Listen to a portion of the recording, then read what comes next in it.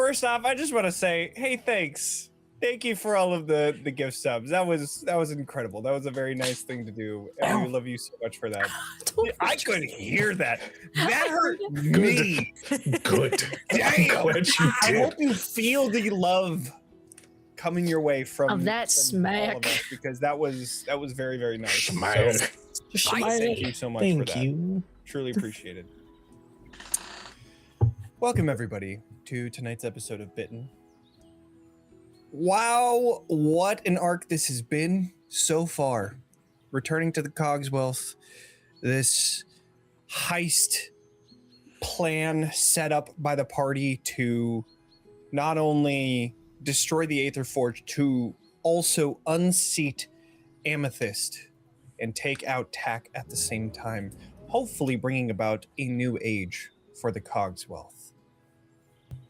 It went as good as it could have. There were a lot of casualties had on the Cogswealth side of things.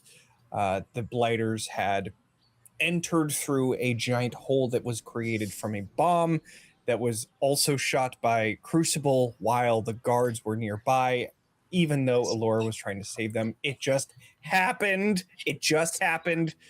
That it was part of the plan. Absolutely. But I didn't realize you could hear me.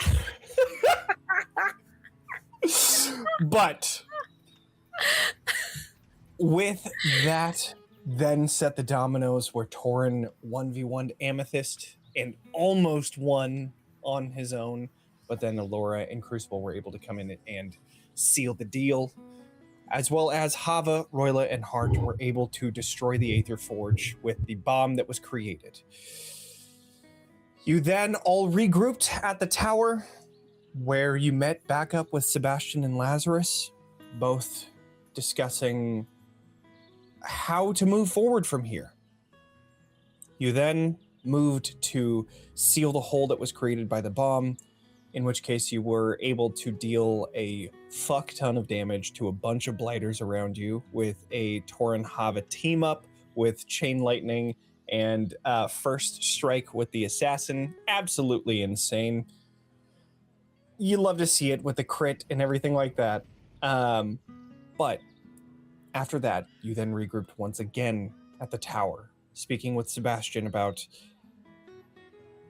whether that was a success or not, or what the meaning of success is in these terrible times. As well as, Roila, you were able to create an alternative to the Aether Forge turbines, a way that could cycle that celestial energy that was meant to be absorbed into the Aether Forge and then used to connect these teleporters. After critting on that, you were told that they would be talking about this the next day.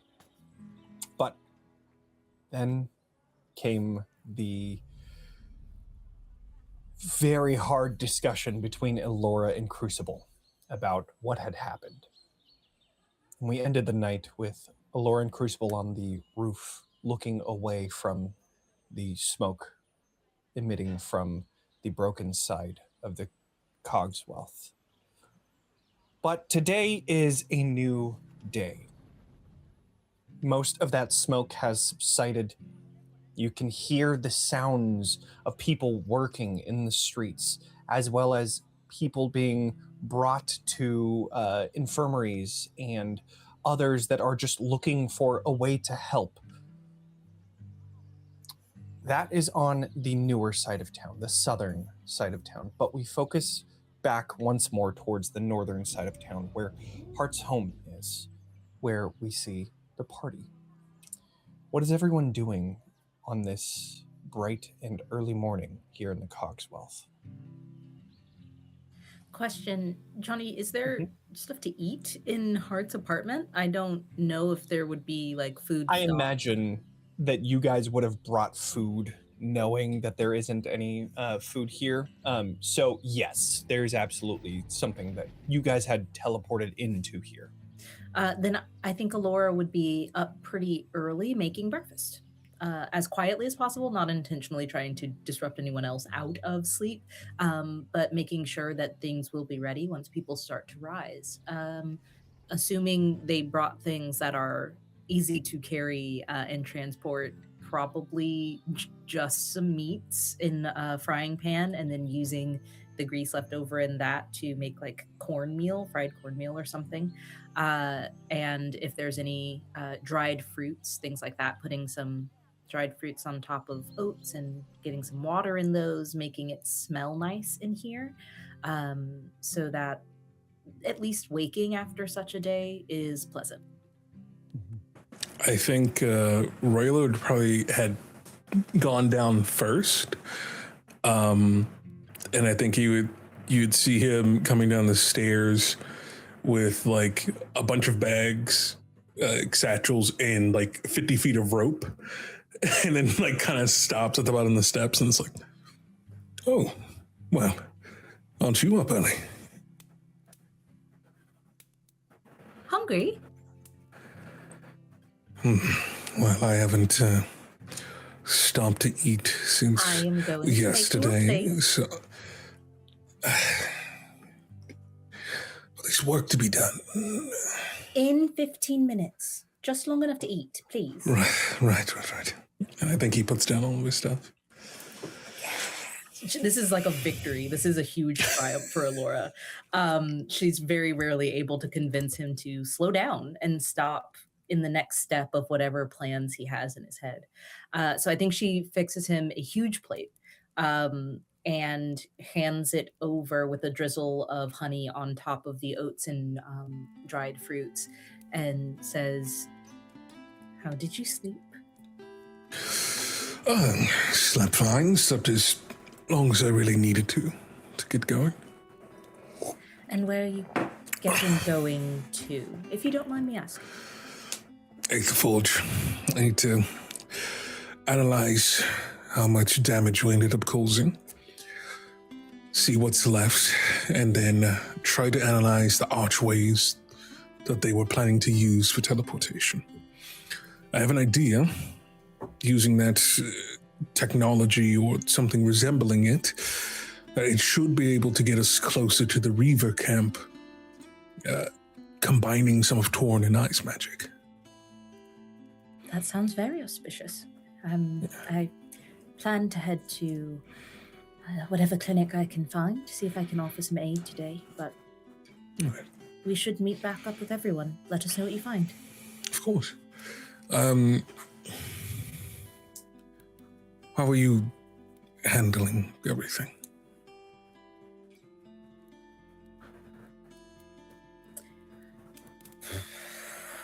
That's a heavy question in the morning. And she grabs a strip of, I don't know, bacon, sausage, whatever she's cooking, and she'll kind of take a bite and chew for a moment and lean back on the counter. And when she looks back up at Roila, I think she looks resolved. And she says, "I'm ready to make some good out of all this. And I think yesterday was the strongest step as we could take in that direction." All right. How are you? So far, everything is going according to plan. Which is worrisome, I guess. To the most part. I really need to talk to you tonight before we leave the Cogswealth. It's not urgent, but I think it will take some sitting down. And I haven't really found the right time, but I found some things down in the caves. And I think we should talk.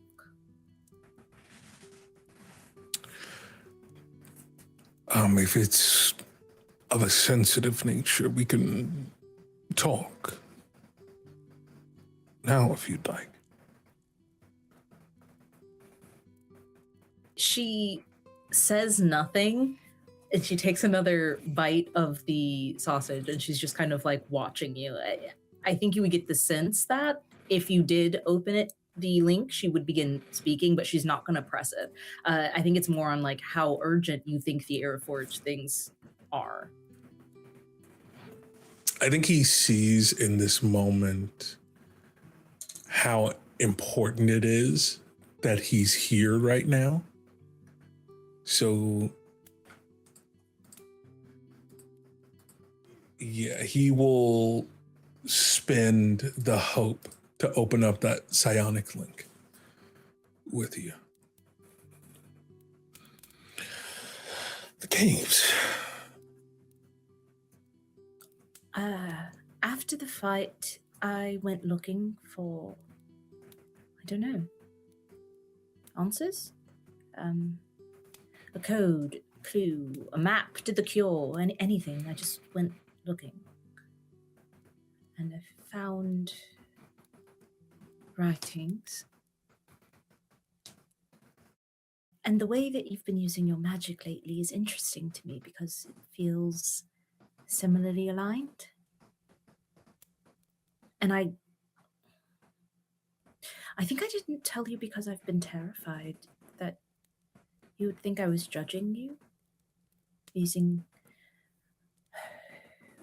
magic that feels so far from soul. But I don't care if you use magic at all, or what you believe, or who you follow. You're my brother, and I don't want to keep secrets from you. And I think, if we're honest, you might be the only one who can understand the damn thing.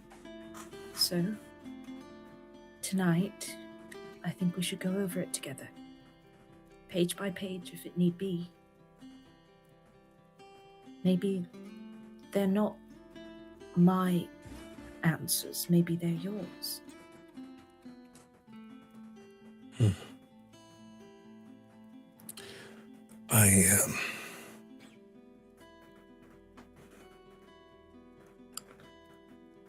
My connection to Lune, it's hard to explain.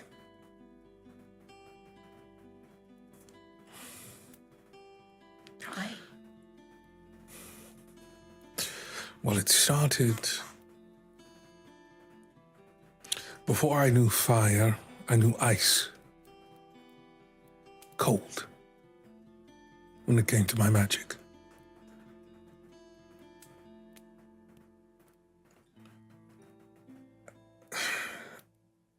And then getting to know Snatch.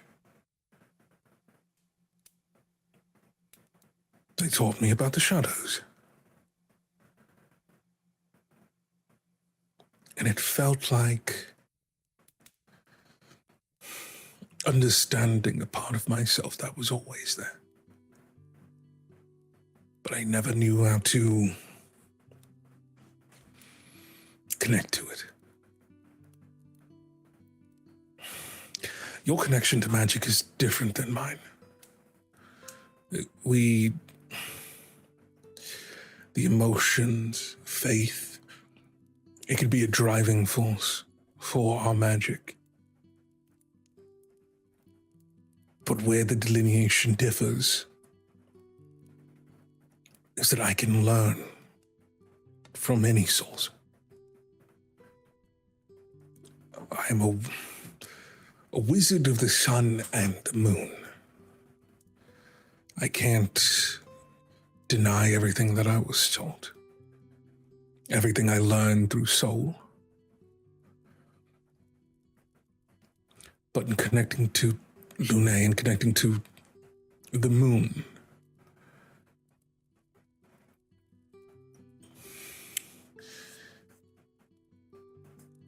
magic for me is like visiting different libraries. There's different sources, but I'm able to rent the book, essentially.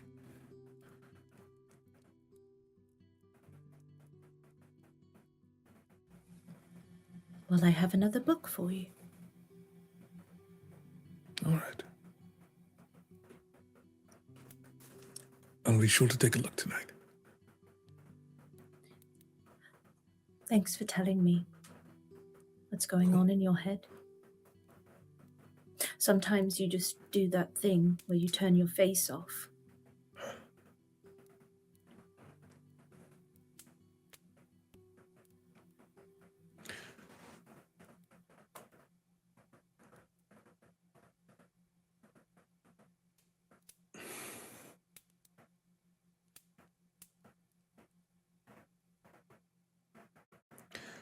The guilt doesn't have the same weight on me anymore. From everything that I've done. Be it in this life or the next, I will pay for the things that I will do on this world.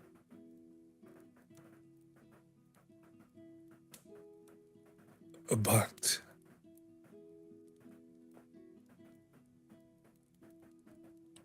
I can't let that stop me from moving forward and trying to fix the things that I break along the way. I don't mean to be distant or cold.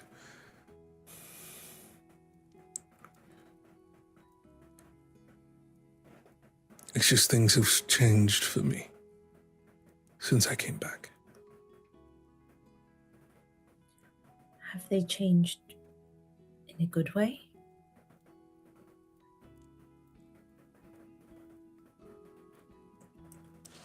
I don't know. I just know that things feel clear. Every answer that felt out of reach, it feels inevitable. Like it's only a matter of time before I find them. Ilora finishes her plate and sets it down. And I think she looks at you as if she's actually looking at you, not seeing you as her brother, but just taking in what you're saying and really listening from a place of not what does this mean for my twin and me, just like what are you trying to get across? And she smiles eventually, and in your head, you hear, sometimes answers aren't as far as they seem. And she isn't trying to be cheeky. And I don't know if your link works in the way that it only can send words, but if it could receive pictures, you would be getting an image of Torin right now. And she turns to start scraping off the scraps on her plate to start fixing a different one for whoever might be coming in. Out loud, she says, "Don't be late. We're going to regroup and have a good time or something." All right. Love you. Be good. Love you too. I'll try. And she turns back to the breakfast setup. Speaking of which, who would be the next one coming down those stairs? Possibly Hava. Okay. What do we see as Hava's walking down? Almost like floating down the stairs. Just kind of like drifting into the room. Just goes, "Oh, is that bacon? Yes, can I make you a plate? Oh, that would be lovely. Oh, that smells so good." You are in high spirits, Hava. It's amazing what a little sleep will do. I will make you a plate. She can't really like agree, but she is absolutely making she's like looking at you. It's like, how many? Too many scoops? One scoop. Two. Okay, 3. Okay. Good morning, Hava. Good morning. About to get going to the Aether Forge, see what we what's left in that? our wake. Yes. Because you would need a lot of the papers and things there in order to do your work. It would be of great assistance, and time was not on our side, so. No, collecting paperwork did not seem like the priority at that time, no. And I'd like to thank you for all your help yesterday. That flame of yours is extraordinary. If she could glow, she would. It would be like partway between beaming and blushing. It's so wonderful to know that it served its purpose, and that I did what I set out to do. I guess that's why you could say I'm in high spirits.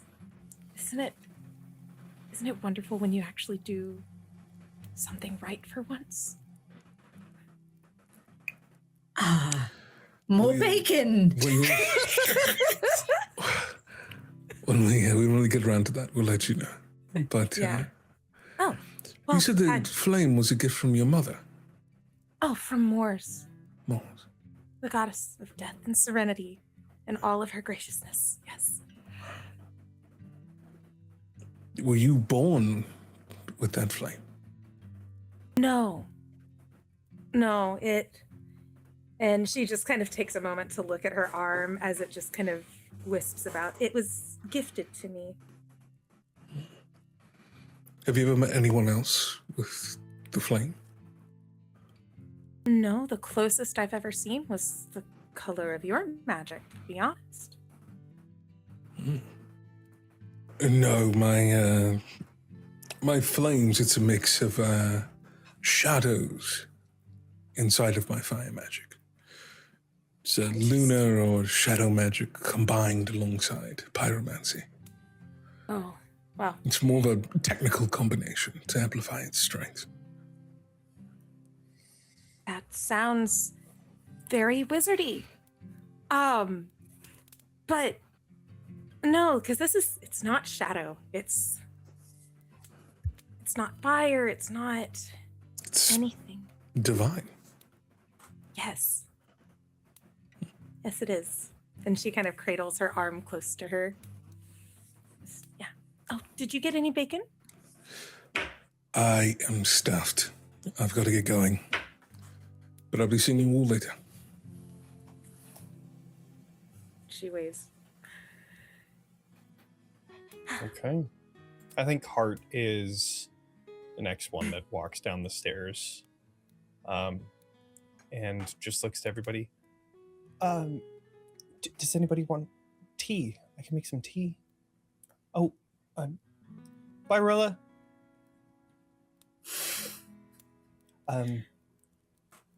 Tea. I'll make some tea. I'll make some tea.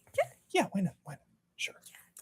He walks into his own kitchen and there's a giant that's already doing like 6 things on the stove and oven. I think so. You're like doing all of that stuff, and he's just like silently waiting for you to be done. But you just keep going. So then he just like slowly walks.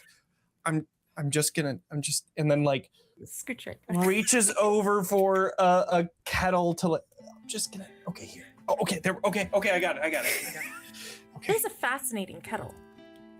It's a very interesting kettle, one that self-heats and doesn't need to have like a stove or like fire underneath it. So when he just brings it over, he grabs a little bit of water and then sets it down. Right. And then just goes and gathers all of his tea stuff. It's really interesting seeing him create tea because this isn't something that he typically does. But he does it with such a science of, okay, this amount of tea leaves, this amount of this specific tea leaf, this sort of flower, this other tea leaf, and like has all of it's almost like a science experiment, which is why it is always good. I think Hava's so he goes on. Yeah, Hava's like leaning over and watching very intently. Did you make tea for any of the other non-awoken who would come by? When we were doing our research, we would have people that would come in, and there was a while there that the sickness actually lasted for about a week. So we had people here for a week at maximum, but they were here a few days, so yeah, we'd make tea for them, and then, we were also cohabitating this whole city with folks, but So it got mainly just making tea for them. faster. It spread faster, consumed faster. Over time? Typically the way that these sort of things work is it sort of mutates over time, which is why we see all those different sorts of echoes all over the place, or sleepless. It mutates and gets stronger. It's like a sickness almost, except they're still haven't found a cure. It's nice of you that while they were here, you brought them comfort. That's I tried. very kind. Yeah. Rune and I really, really tried. Just, Right, Rune. yeah. We were pretty much destined to fail the whole time anyways. There's a whole lot of bureaucracy, and you've seen the place. I mean, if our one engine for creating energy for this place runs off of the sleepless, why would we want to cure it? So, yeah. Instead of having a full team of people, it was just me and Rune for the past 18 years. So, yeah. And at least for those that you worked with, you didn't let them suffer. You let them find peace after. I couldn't imagine being like all of those who were there, trapped, their souls unable to find rest. It's heartbreaking to think about. That's actually why I got into doing art too. I'd make little small figurines for people while they're, waiting it out. And Right. I know it's kind of morbid, but I also learned how to draw. You draw? Yeah. Here, let me. And then he walks over to a table and pulls out a large stack of, a few stacks of paper, and places them out onto the dinner table and kind of spreads them all out. As he spreads them all out, and then you see the one that you had seen before of you, and then he covers it up really quick, just checking to see if you've seen it yet. She puts her hand out and starts to slide it out from underneath his hand. That's you. That's so sweet. No one's ever drawn me before. Really? Yeah, I typically travel alone. This is a lot of people for me. Yeah, I live alone, and I only worked with Rune for a while, so this is a lot for me too, but it's worth it. This was actually from memory, because... From memory? I didn't know if you were going to come back or not, so... Little, where her little cracks in her face are just kind of, emanate, just a little bit of, heat kind of coming through them. That's very sweet. Well, I could do it again, but, Have you drawn any of the others, too? I haven't, but I would love the opportunity. How long are you guys going to be staying here? Oh, I don't make the decisions with any of that. Oh. Well, who would make those decisions? And then he kind of looks past you towards Ilora. Would she be the one? I don't really know. They've all been traveling together for a lot longer than when I came along. I just kind of went along. I'm also trying to look for these artifacts to kind of be able to help cure the disease as well too, but I didn't really get instructions about what they look like or anything. I'm just supposed to know when they come up. It's And she holds up her arm. That's It's tough. Moore's thing. I see. Yeah. Okay. Well, yeah, But, I would you love know- to draw you in person. That way I can get all the details. And Oh. he looks up and he brings his thumb up to the cracks on your face that are emanating. I didn't know that did that before. Oh. It's doing it. Do you want any bacon? You don't eat bacon. Can I get you some magnets? How about I can show you these. Here. And then he starts spreading out all of these pieces of art. And she sits down next to him, just kind of she would sit down next to him and start looking through each of them with him. You can tell, you can see like what starts off as very rudimentary turns into very, very detailed, all culminating to the picture that you find of yourself. He brings you through that timeline of,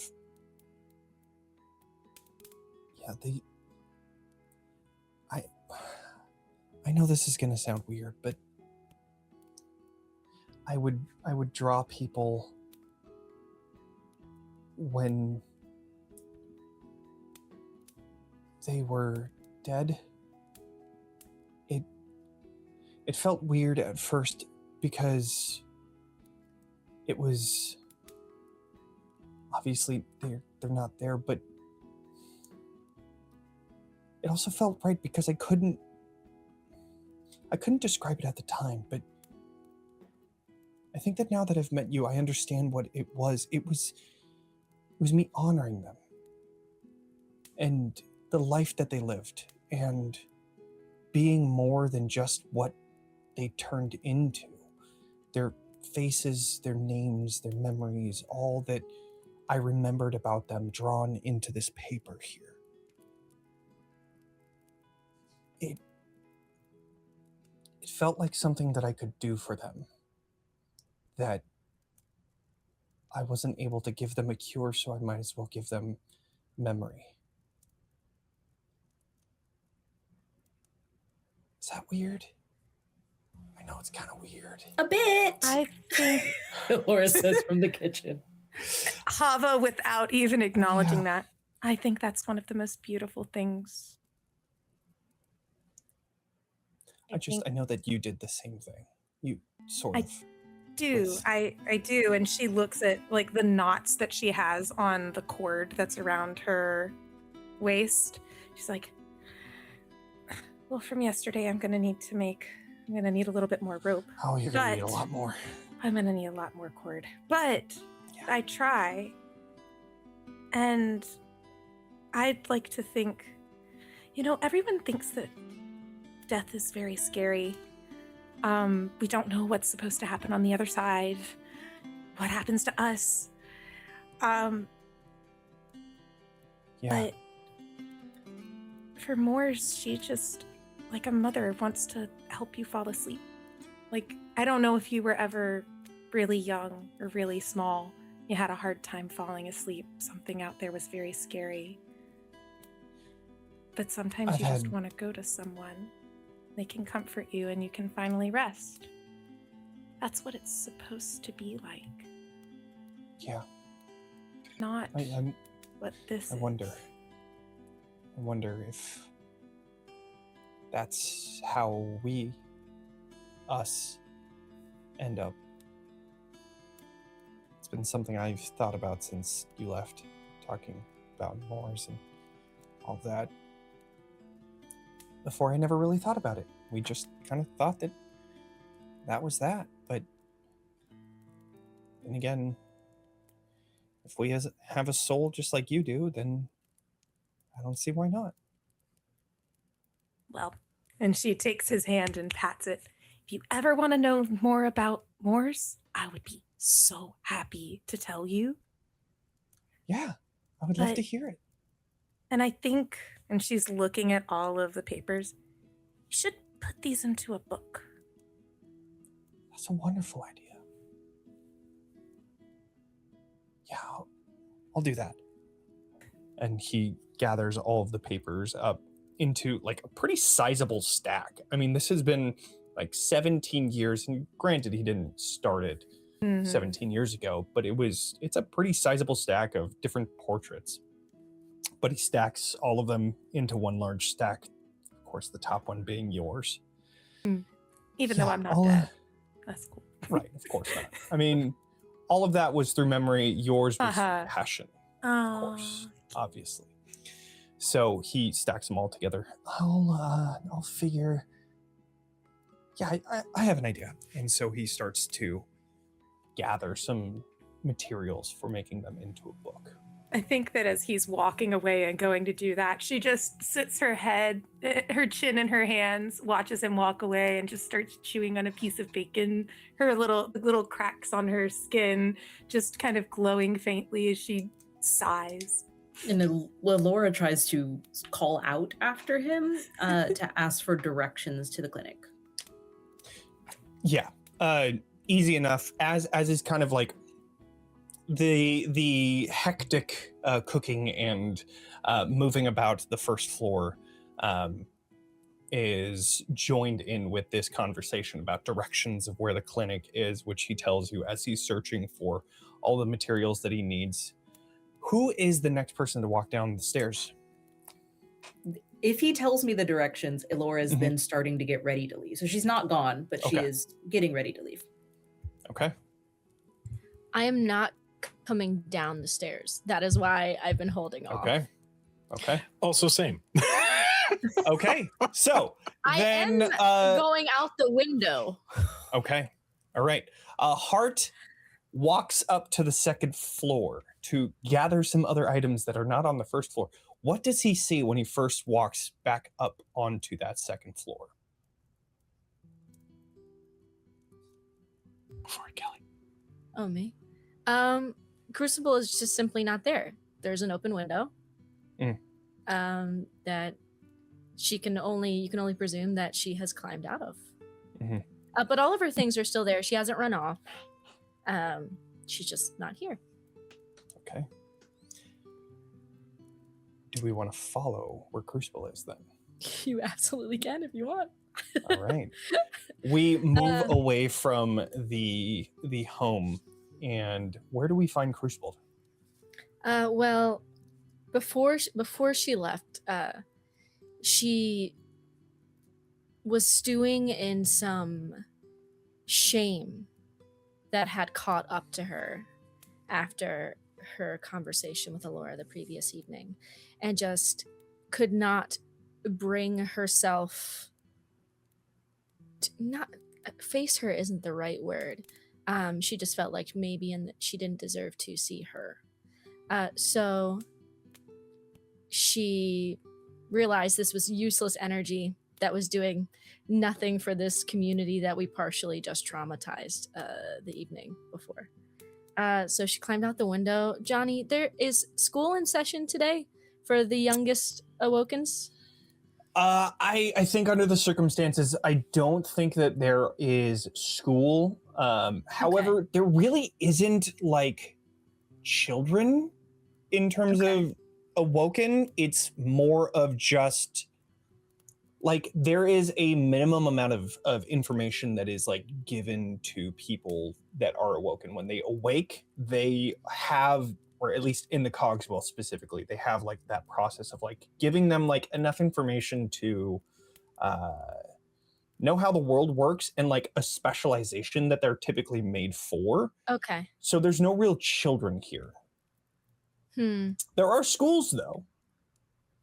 There is a school, I would say. There is a school. It's like a college. I don't know if these people would be down to play, but I'm gonna. Okay.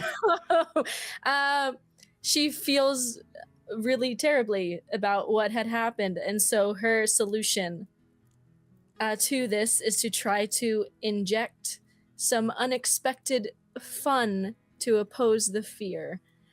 So she walks in. Okay, I think what she does is she's kind of scoping out the school and peering in windows to see who looks the most bored. So this school is in the old town. It's the northern end of the city. Okay. It's sort of like almost centrally north of the city, and it's sort of like northeast of where Hart lives. And so it's a large campus. It does look a little bit, not run down, that's not the right way to say it. It looks like older architecture compared to the rest of the surrounding area, especially Newtown. So coming to this campus, you see that there are quite a few different buildings, this beautiful like landscaping and like water fountains everywhere. You pick a building to look into, and let's see, what's the most boring subject? That we'll say it's got to be some sort of like magic. It's oh goodness. Like we're gonna say the agriculture. We're gonna say agriculture for Awoken. Yeah, that makes sense. That is their boring subject of like exactly. So people here are learning. There's people who are last things. to registration. They were like, oh man, Right, only agriculture left. Yep. God damn it. Okay. And the professor is this Awoken that talks very slowly and very monotone and same level of voice. And so you see people are just like looking to each other and like throwing back and forth little pieces of parchment. Whenever the teacher turns around, they see how many tosses they can get. This classroom just looks very bored. Perfect. Okay. Crucible enters the school as herself, makes her way through the hallways to this classroom, opens the door. For a moment, says nothing. I'm assuming they're all looking at me. So yeah, when the door opens and they see this Qatari walking into the class, the professor doesn't even notice, just continues drawing. And this is how you plan to going off on this whole over here. Excuse me. And then you see everybody kind of looking towards you, like tilting their head. Take Ilora's feather. I make myself sneeze. I turn into a calico patterned pygmy goat. All right, everyone, school's cancelled for today. You can ditch because I say so. We're going to play a game of Get the Goat. Whoever catches me gets a free round of drinks at Attraction tonight. On me. Everybody kind of looks at each other and then looks back towards you. And you hear as like all of these desks move out of the way simultaneously as all of them start rushing forward. And excuse me, the class is still in session. And they're like rushing out. I'm running in the courtyard. I'm running. Go ahead and do. We're gonna say this is gonna be an agility roll. Okay. All right. The greased up pig energy of this is wild. All right. Let me see. Gain advantage. Ooh. Would you say because I have advantage on sprinting, I could add this to my agility roll? Sure, absolutely. Oh, yeah. Okay. I'm also elusive prey. I didn't even look at this. Oh. Ooh.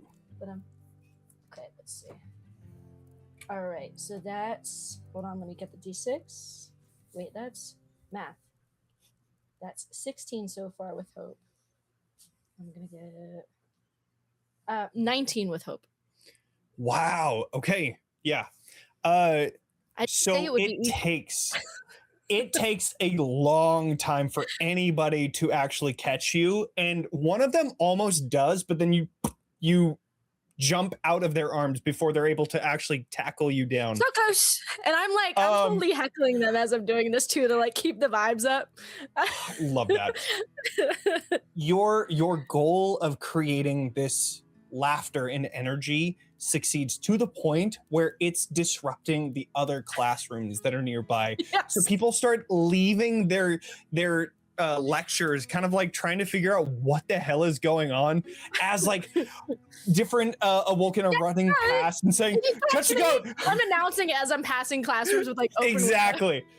It is mayhem in the best way, as people are laughing and running around, and it's this beautiful day as a stark contrast as to the past weather that you've been having of lightning and thunder and very clouded skies. Now is just this beautiful day outside, and this goes on for a while.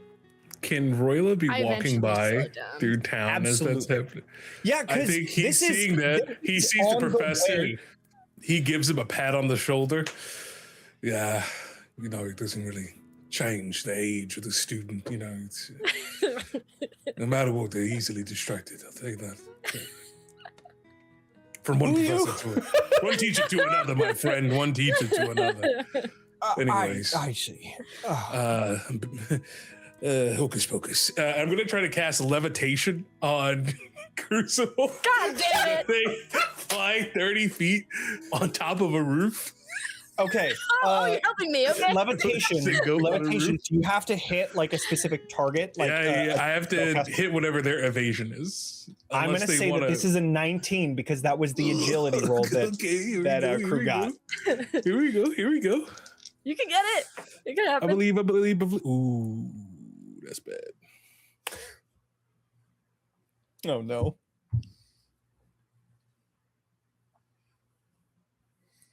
Dang, that misses. That's a 15 with fear. So the spell doesn't happen. I'm just like, oh. No, the spell absolutely happens. So you're students instead. So yeah, exactly. This group of students work together. They say, okay, they create this plan. Everybody's been chasing, but they were smart brain. They were like, we're gonna crack a plan and we're gonna make this happen. Now they enact the plan. They make Crucible go one way, and then another one comes around a corner, and then Crucible turns around, hops off of the wall, and rushes towards another two students. And that is when, boom, both of them lift up, and Crew, you go barreling under both of them as they lift up, and you see over at the other end of the courtyard, Roila standing next to the original professor that was there. Well, they say happy little accidents and all that. I will put those students down this minute. I eventually will slow down.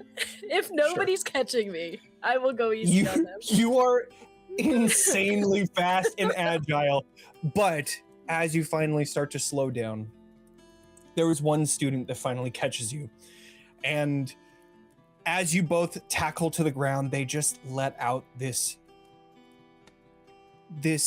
I want to say like gut laughter, but like they don't laugh through lungs or anything like that, but it is just this deep and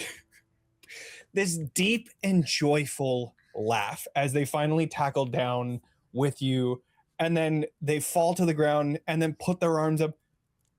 I did it! Did it! Clapping with my lips. I did it! Everyone clap! You see everyone beginning to run up and then lift both of you up onto your feet. All right. Well, I guess I'll see you at Attraction then. I'll see you at Attraction. It's gonna be fun. All right. I hope everyone had a good time. You see everybody is taking this moment to enjoy the day. You should still come to Attraction. Just saying. It's gonna be crowded as hell tonight. As you invite people, they all like, yeah, Attraction. They kind of turn it into their own like friend groups. This was a rite distraction from the ordinary, and so they're now just kind of processing what the fuck just happened. But also, like, you can hear laughter and like, oh, I was trying to do this. You should have seen it, blah, blah, blah, like talking about how close they were and all of that. It's this beautiful bonding moment for all of these students. And then Roila's there. I high five Roila with my hoof. Yeah, yeah. That was so funny. No problem. That's quite the talent you have there, Sniffles. Sniffles, is that my alter ego? I think No. it is. All right. Until you remove the ability to have to sneeze in order to transform, I think it's God, quite suitable. oh shit, that is so mean. Fuck. All right, I've earned that and deserve that. And I think he looks and he goes, "What's that around your neck? Oh, it's What's that? Ilora's pendant." Yeah, Ilora was kind enough to give me one of the feathers to help me sneeze. Ah, very nice. I really don't want to be. I really need to grow out of this soon, though, because I don't want to keep rubbing my nose on it. It's too nice. Well, I don't know much about transmutation, but I will say sometimes when there's a certain magical effect that you can't get across, you just got to dig deep and think about the fundamentals. Picture in your mind the image of what you want to see. Yeah, okay. The Picture shape. in my mind. Both hooves on the side of my goat face. Picture in my mind. Okay. There you go. Listen, when I made that giant eye spike, I'm not quite sure that's how the spell is supposed to work. You know, the tomes were quite vague about the instructions of the spell. So, but because of that, you know, use that leeway that magic gives you. In that flexibility, you'll find your path. I promise. I'll try. Well, right now, I think my problem is maybe I'm trying too hard and also at the same time not trying at all. I feel like things keep happening by accident. Like I'm getting what I need, but there's no grace to it. Like what? Like, me cursing at the top of a tower as a giant tarantula that I didn't necessarily intend to turn into, but it just so happened and it worked out. I'm hopefully going to get to the point where I do things on purpose. Well, when that day comes, great. But I think in that spontaneity is where your spark of genius lies. Spark of count yourself genius. I don't know about genius. I heard you talking to them about what was it you're using, Luna? What are you doing? What? I'm building a wizard tower, in simplest terms. What does that mean? What does that mean? Think of like a lightning rod. And Okay. that's what the tower will be. It'll take that energy and use it to power their technology. No more blighters. No more innocent people getting harmed. Roila, you've only gotten grander as time has gone on. I feel like you've gotten an extra spark from somewhere. I don't know where. Do you feel that way, or does it just feel natural?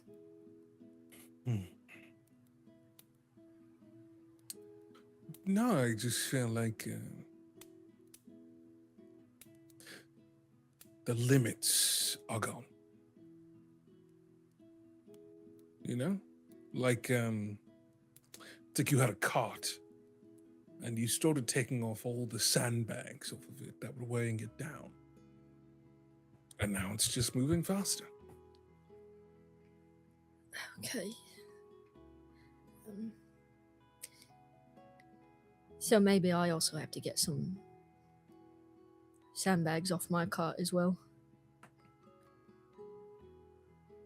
Feeling of guilt, wishing you had done more, that you let people down, that people got hurt because of the things that you've done. It's corrosive. It eats away at you. And you have a choice. You can either let those things continue to eat away at you and let that become who you are, or you can keep moving forward. That doesn't mean you forget the past or rewrite it. What that means is that it stays what it is, and that's in the past.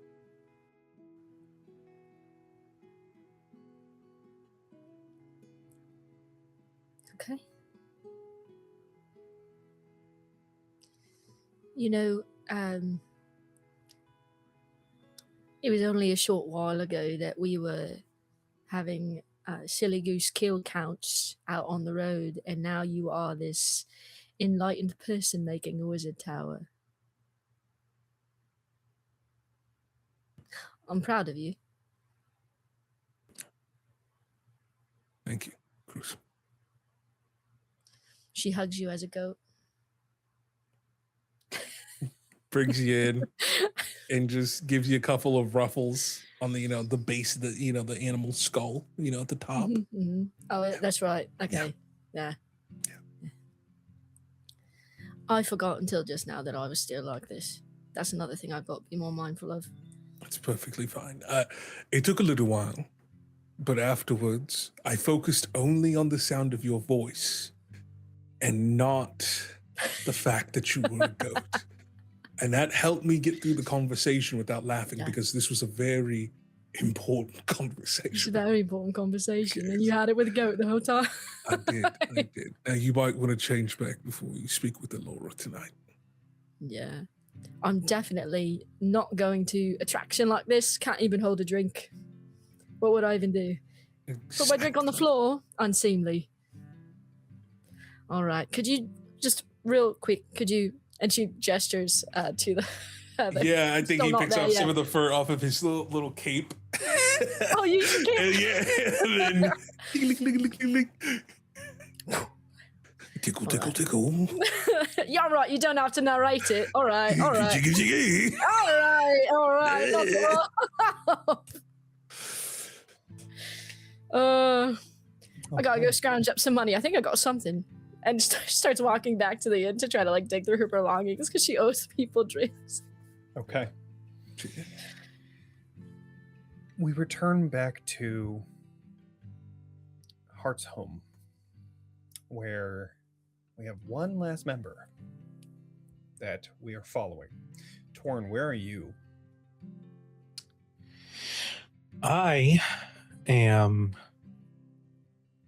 still asleep, but it is evident from anybody who does look that I am struggling with a nightmare. There are these sweats on his skin.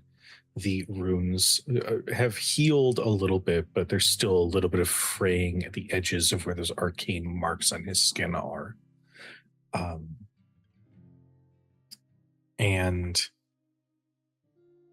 he is thinking in this nightmare of a conversation that he had with somebody about how the world before was beautiful,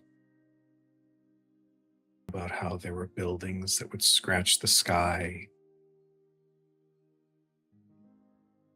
And then he remembers Snatch saying that he loved this world because it's all that he knew.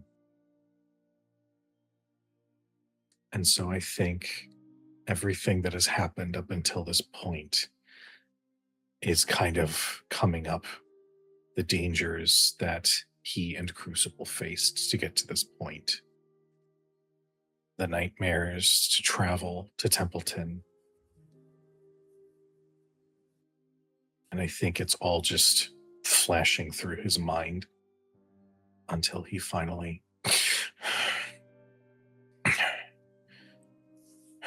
You awaken as Heart is very gently trying to wake you up.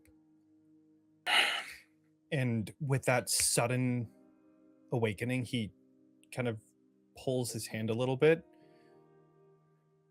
Hey, are you okay? Where is everyone?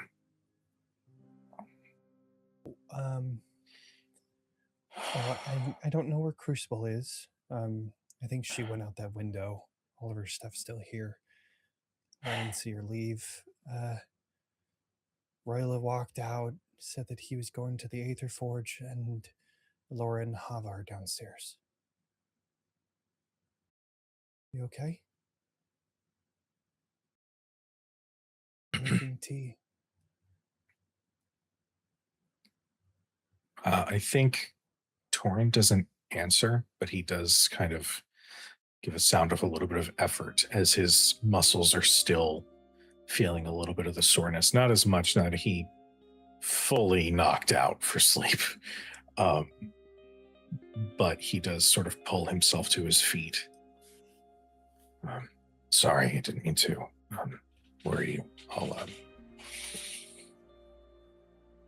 find something to do, I guess. Thank you. You don't have to be sorry. I brought you here. You have done more than enough for me and for everybody here. You don't have to be sorry about anything. I just wanted to make sure that you were okay. You seem I'm like fine. you were okay. Okay. I appreciate the concern, but I'm fine. I'm going to head downstairs, I think, and I will find more to do. There's more to be done. And I think Torin doesn't wait for a response. I think as you kind of get up, he just turns around. Well, first there's tea. We need tea. So, with that, I'm gonna go and make you a cup of tea. And then he kind of pushes past you going down the stairs. And is Ilora gone at this point then? After getting directions? I think she'd kind of call upstairs that breakfast is ready to Torin and Crucible. And without getting a response from Crucible, obviously, she'd be waiting for one from Torin. Since Hart also went upstairs. She's just more of like a... Right. So if she doesn't hear from Torin either, she would be concerned enough to wait. Sure. You see Hava and Ilora on the first floor. Hart comes up to you, Ilora, says, hey, I know that you're really close to Torin. Torin just woke up from some nightmare. I just wanted to let you know I'm going to make him some tea. And then walks over to the tea and starts pouring a cup of tea and says, here you go. Goes over to Torin first. I didn't need the... Tea. Thank you. First. Thank you. And it takes a sip. That's bad. What are we doing? What's the next step of this plan? What are we doing now? There's bacon. And Delightful. Torin, I think Hava is trying to say that the next step in the plan is to rest and recuperate to full health and power. And so there is nothing for you to immediately do but eat. He takes a long sip of the tea, and then he sets the mug down.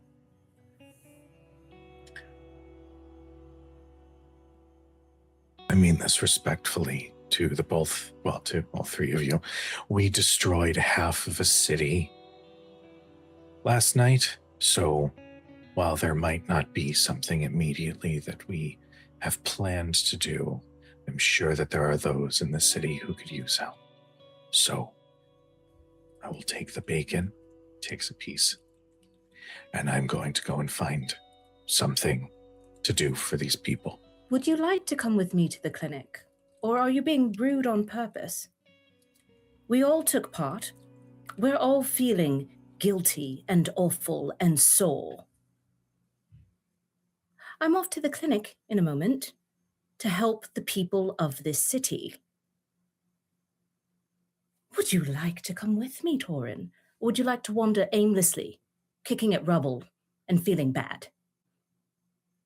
We are guests with someone who is trying to make us feel like we are not the criminals that we are.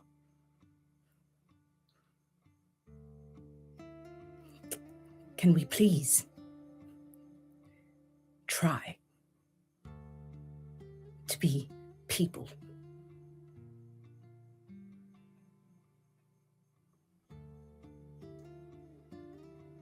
You're absolutely right.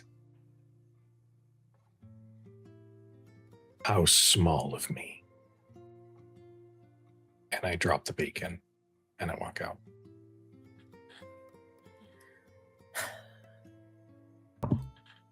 Heart, He I'm sits terribly down. sorry that Torin is feeling as if he cannot be more like himself this morning. It was a stressful day, as I'm sure you remember. He was hit harder than most of us. I personally apologize for his rudeness. There's no need to apologize. There I is, told though. him There is. he actually apologized to me earlier. And then I was told him- twice rude over. I will not condone his behavior.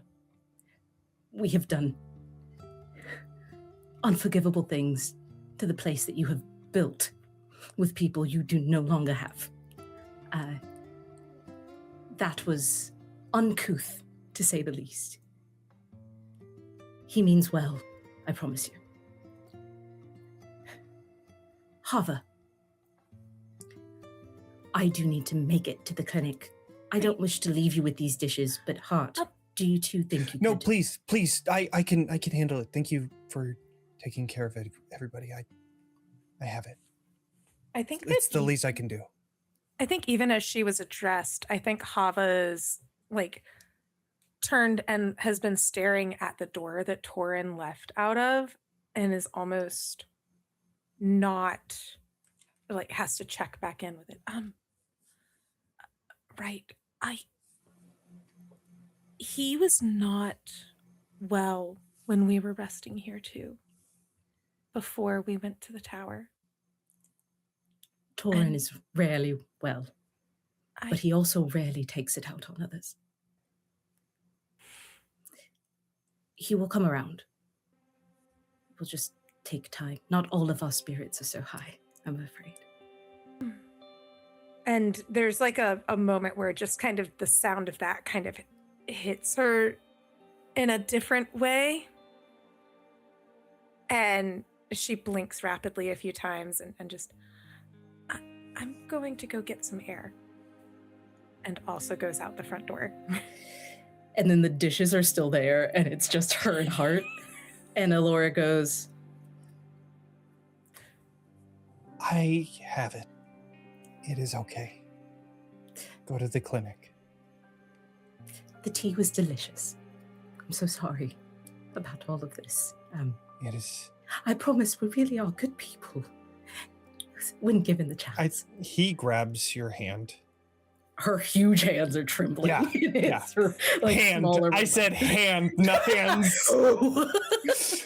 Grabs your hand with both of his and says, "You are being very hard on yourself. You have to remember that what happened last night, yes, it was bad, but it was so much worse before.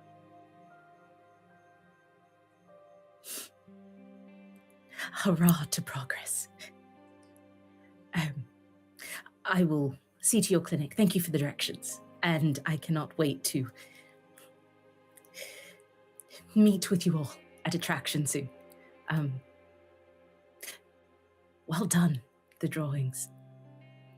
I've never seen Hava smile like that. Well, we killed a bunch of blighters yesterday. I've never seen Hava smile like that today.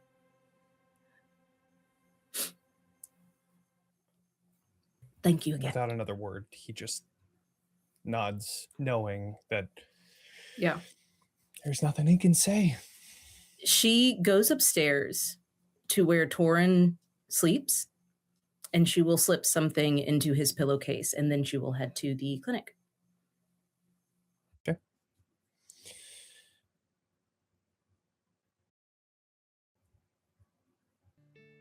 The quiet house, as you're leaving, is the only sound that you can hear is just dishes being done. And the house just feels empty. Like you're very alone here. You know that Heart is there, but you feel that like deep emptiness until finally you leave.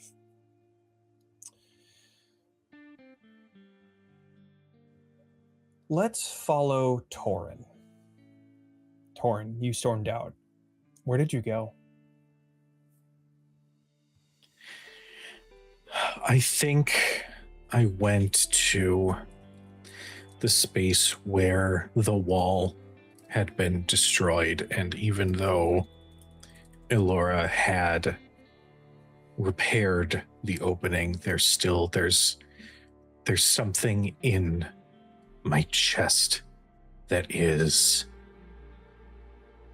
tight and unwilling to let go of the danger that we had faced yesterday directly because of our actions. And so I think I'm heading in that direction to make sure that not only the wall is secure, but also if there is an effort to deal with the bodies of the however many blighters, that he is immediately jumping in to help. Okay. Taking a look at this side of town, Ilora, you would be seeing this too as you're going towards Newtown where the infirmary is. There's a lot of destruction here. Some of the doors have been broken. Windows have been shattered. There are pieces of Awoken, like arms and legs, that are strewn about. There is a cleaning effort that is underway. And a lot of that focus is on the dozens, if not hundreds, of blighters that are currently covering the floors here.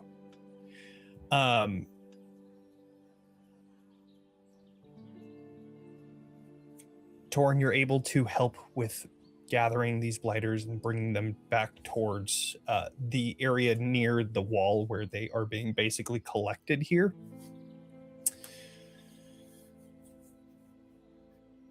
And Ilora, you are able to find this infirmary. I think there is a moment where both of you are able to see each other, though whether or not you react to this is up to you. But the knowledge that both of you are here helping in whatever way you can, that's still there. Ilora, as you are going through the infirmary, hoping to help these like mechanical beings, you find, interestingly, outside of that, inside of that outer shell, there are like semi sort of organic pieces to these awoken.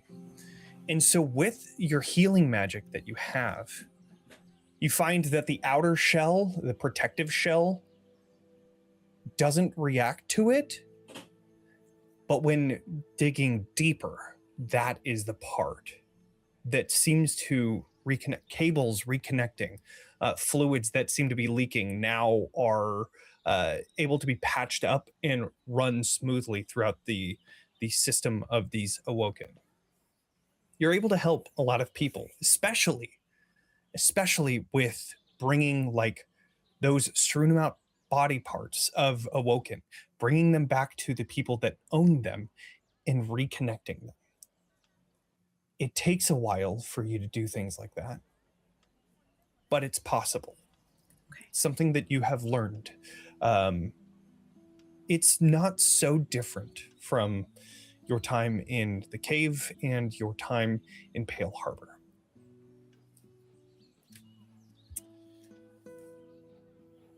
Hava, where do you go?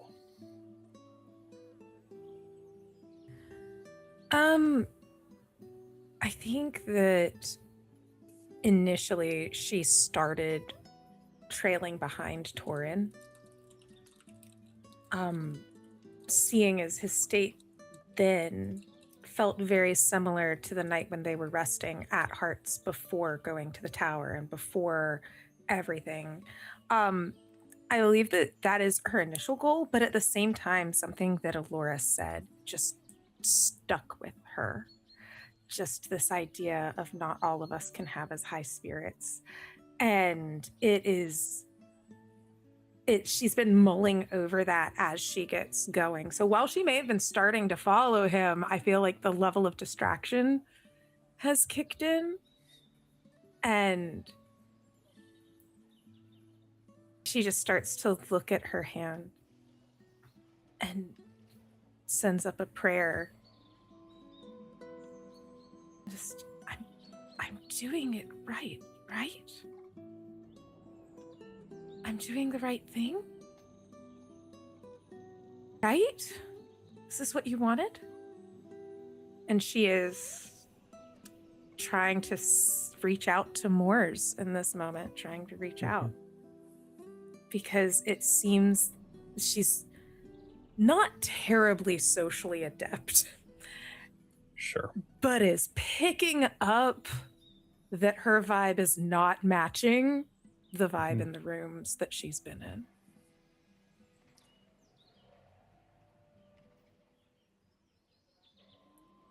You reach out to Morse, asking whether you are doing the right thing or not.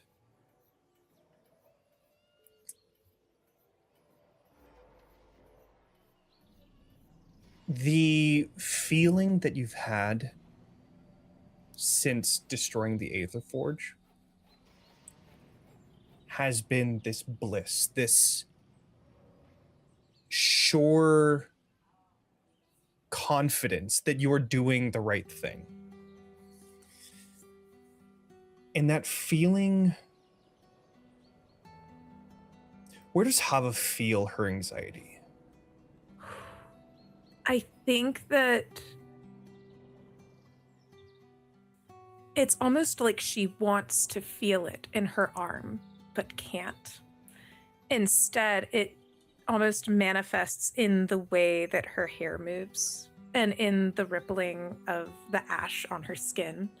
And it's her skin and her hair and just all of the parts that are just outside of her. Like when you touch your own skin, you kind of feel it. It feels like that. That feeling is still there. Though, like the shell of something, your inside begins to warm. Like a heater beginning to envelop a room. The walls are still cold, but towards that center, you feel that warmth beginning to emanate. You feel that warmth start to grow inside of you. A reassuring feeling that you are on the right path. Sometimes the right doesn't feel right at the time. But this is the right path.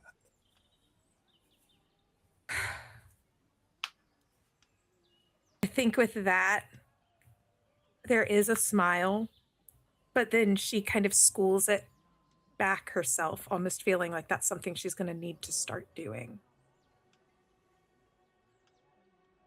And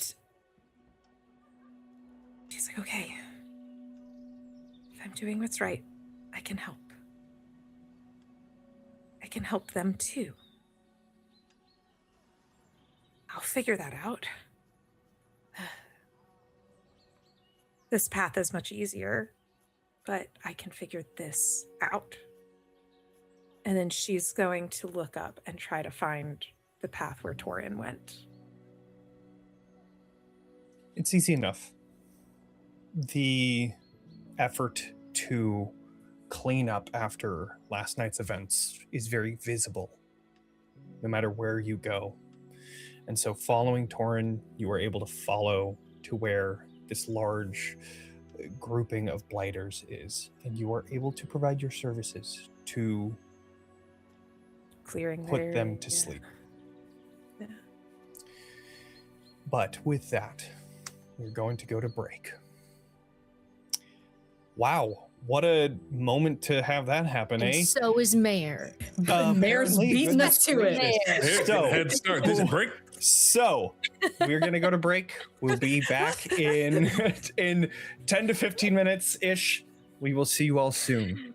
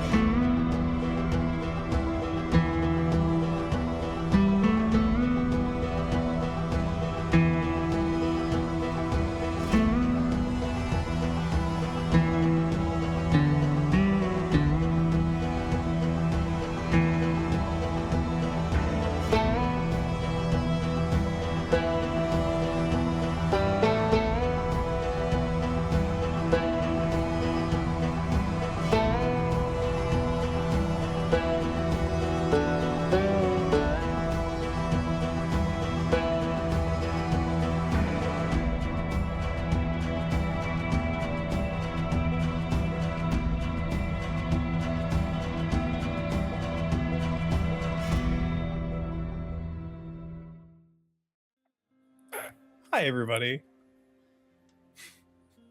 So happy to be back. It's hitting now. Sorry. Woo! All right. And with that, we're going to follow Roila. After the chasing of the goat at the college here in the Cogswealth, Roila, you take your leave as Crucible leaves back towards Heart's home. You have a mission going towards the Aether Forge, where you were told that Lazarus was going to speak to the scientists of the Aether Forge to hopefully get this wizard's tower of sorts streamlined and started.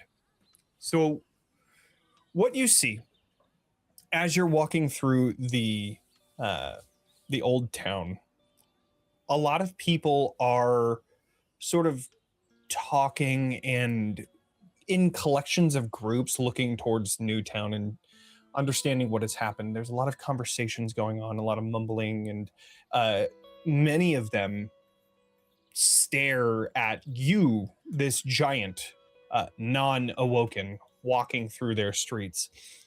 And seeing that the guards are paying no mind, you do see some of them kind of like nudging at the guards, and guards basically explaining what is going on. And those people at least are put at ease. But it doesn't bother you.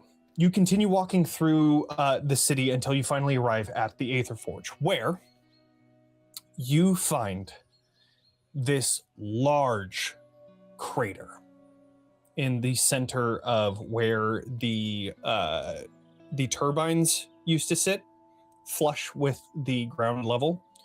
Now is just this gaping hole of about 150 feet or so. People are surrounding it, though there is a perimeter of where guards are keeping people away so that nobody falls in accidentally. But when they see you approaching,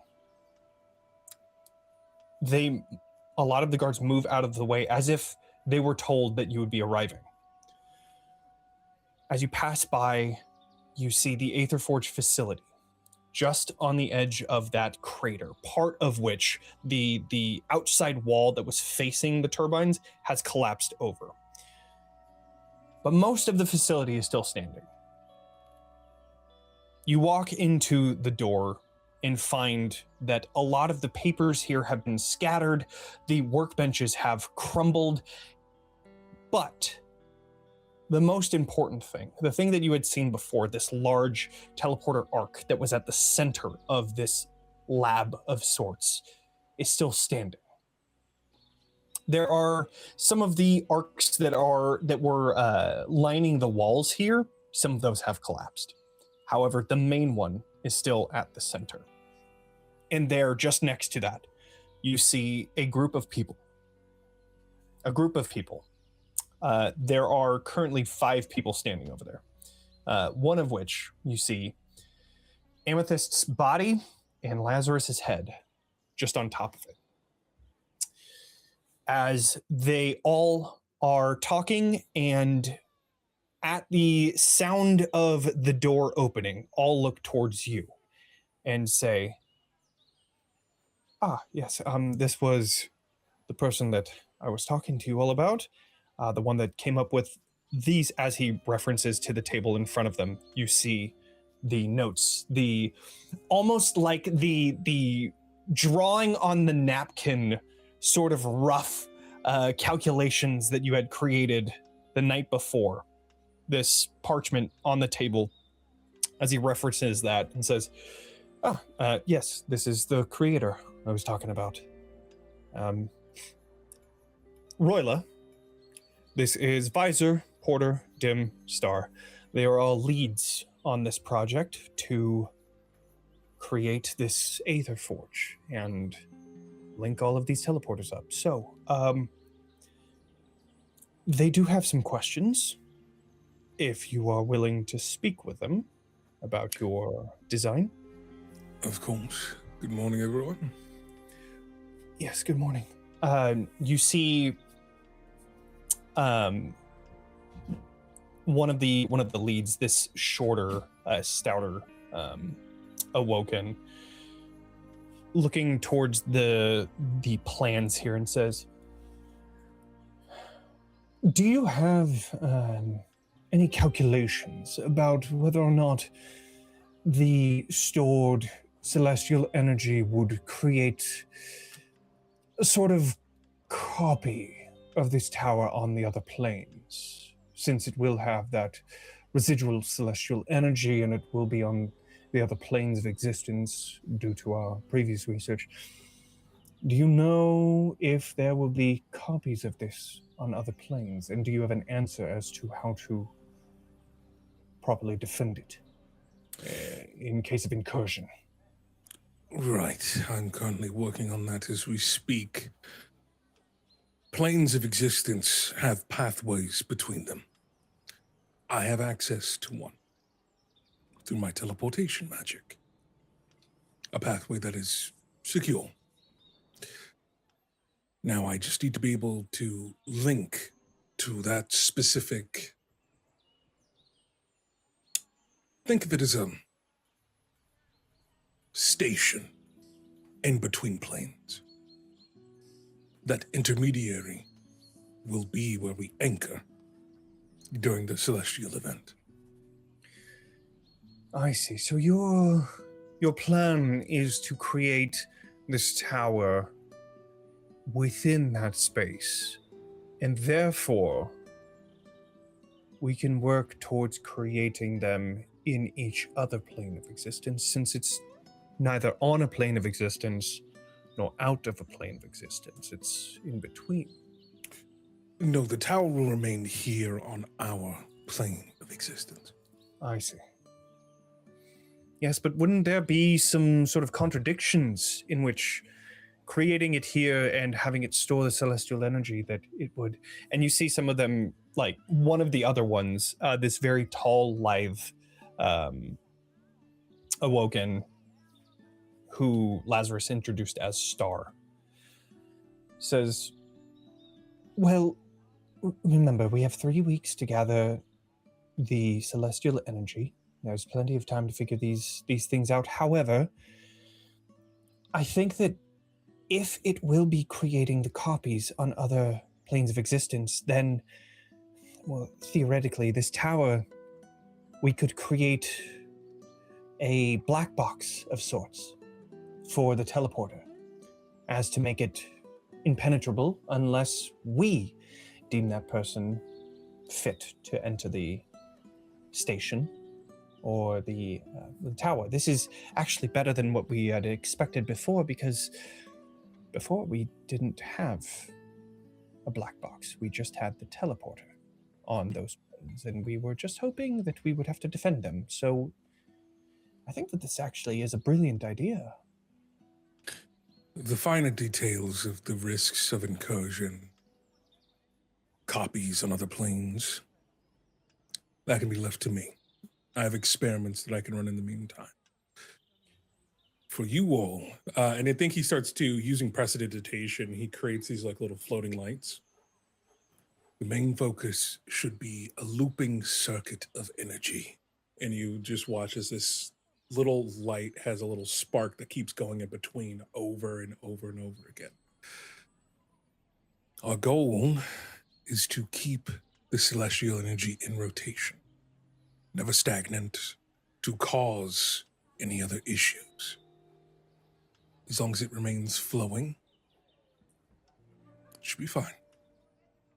You see another stout awoken, like lighting up to what you just said, and says, "Aye, that would be my specialty, as we'll say. I can do the circuits and things like that. Yeah, a lot of this science is similar to what we did with the regular hub, so I think that we can just take some of what we've learned here and apply it to this new tower of sorts. Speaking of which, are we going to build this tower here around this teleportation hub, or are we going to build it somewhere else? Because we lost a lot of real estate after the escapades last night. If we are concerned about time, I believe it would be our best interest to build it here, on top of the original Aether Forge. I agree.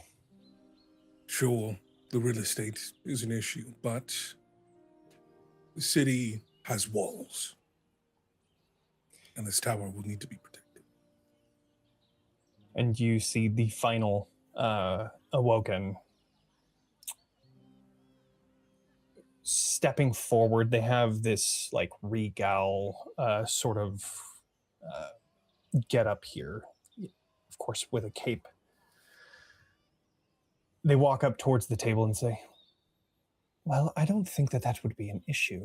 I think that now that we have a plan and have at least most of the mathematics and schematics created, I think that we can get started on this. I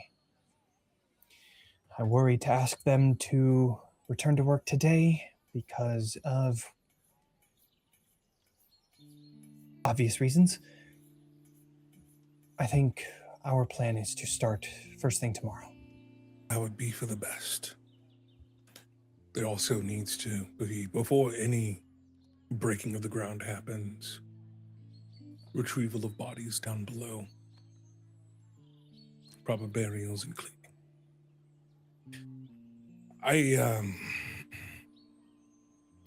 As wizards, oftentimes our reputations are tainted by ambition. But for all of us here in this room, we all need to agree upon a singular vision. One, where the basis is for a renewable, sustainable energy. One that could help connect and protect this world.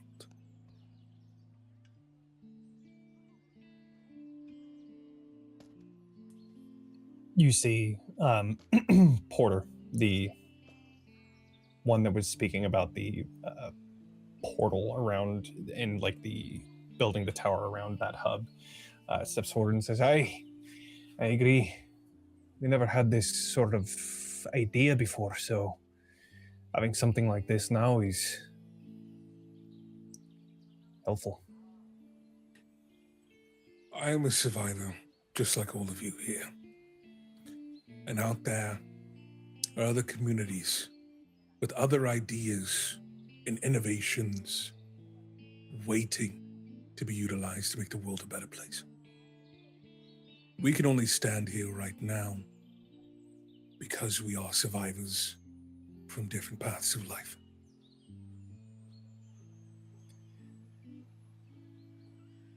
That's when Lazarus starts talking and says, yeah, I think that's more on my side of things. We're going to be trying to open up our gates to people to enter into the city again. That's my one goal as being part of the council of this city, but it's not my decision alone. There are other people that will be having their own decisions, and it'll come to a vote. But Right. I agree. Otherwise, if we didn't, we didn't have you, but thankfully that didn't stop you. Speaking of which, I have a proposal that I think would help sweeten the pot for your vote. I think that this is a conversation that you, me, and Sebastian might need to have then. Would you mind coming with me?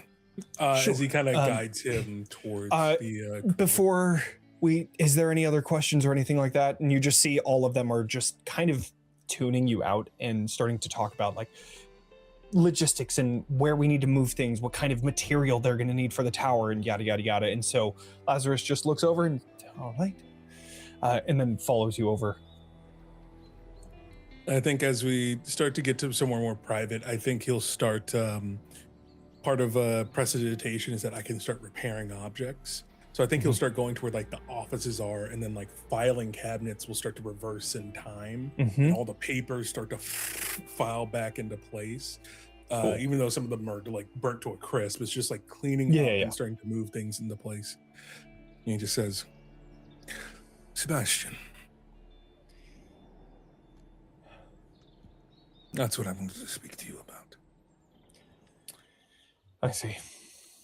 He stood by and allowed this to happen. I agree. And you took the fall for it. That I did.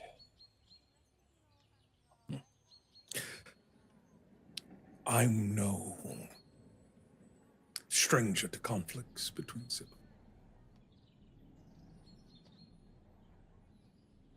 I also know what it feels like to also want the best for someone you care about.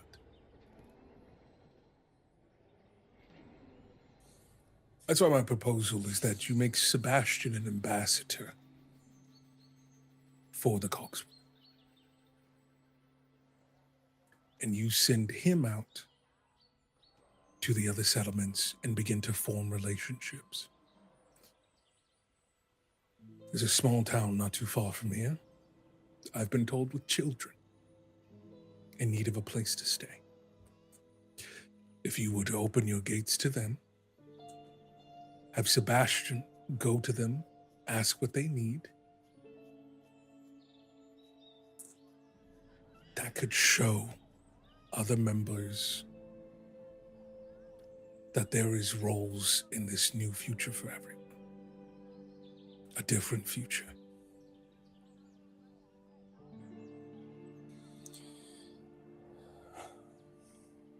Sebastian's good at talking too, so. Yeah, that's why he got in the position he's in. So I think he could be putting that to even better use right now. I agree. I think that's a wonderful idea. I worry things got so out of hand before, and here we are now. I'm just worried that it's just gonna happen again.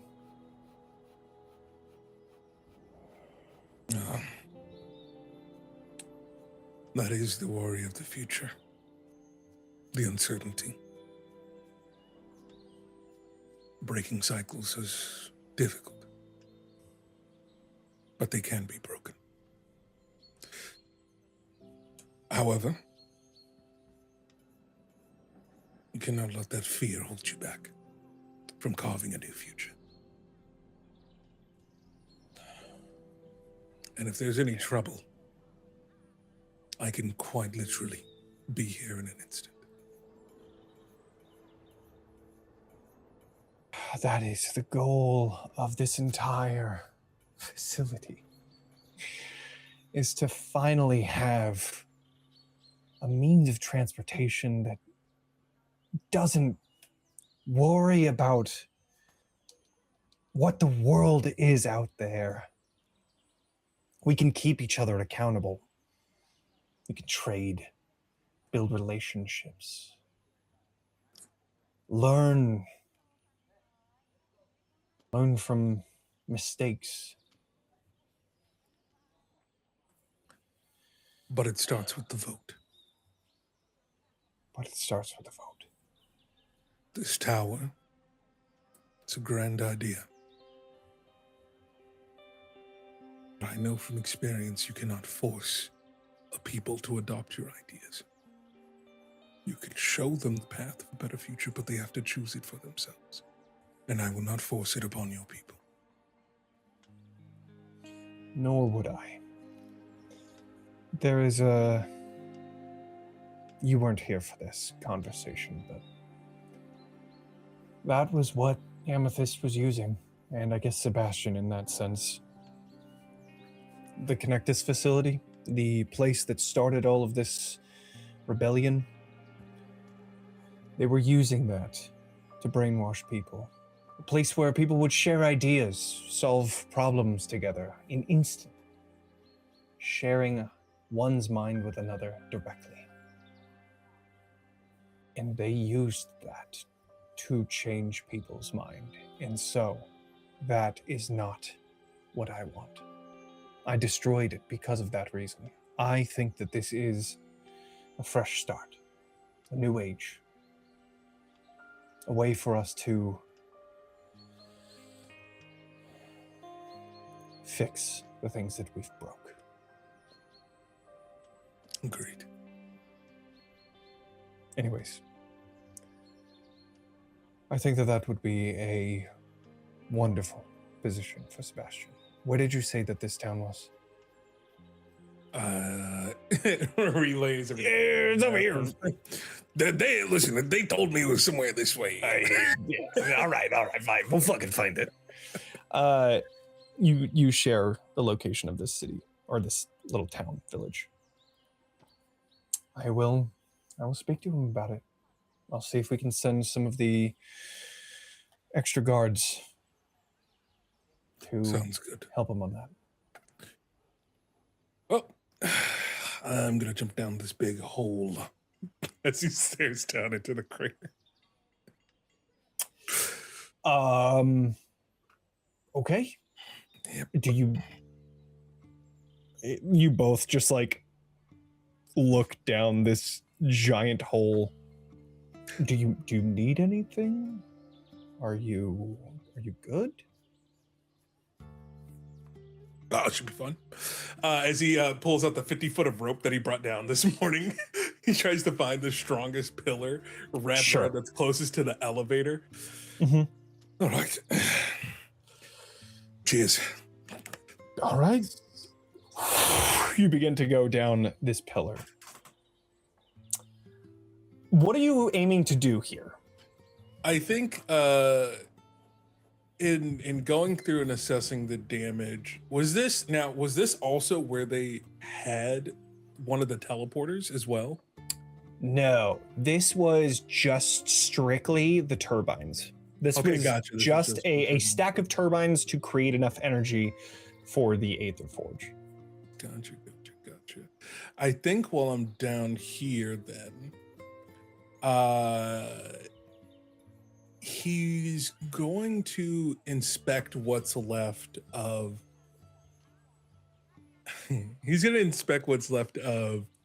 the blighters that were torched by Hava's flames, and just inspect the ashes to see, like, is it like, it's definitely magical in nature, but like how perfect is the destruction? Like, is it down to like this like ashen molecular level, like it gets rid of all signs of the infection there? I think he wants to like analyze the power of this flame, and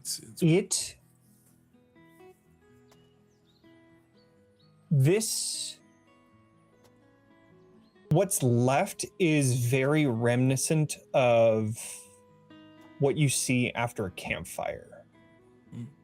There are pieces, if you'd like to call it that, but most of it is just ash.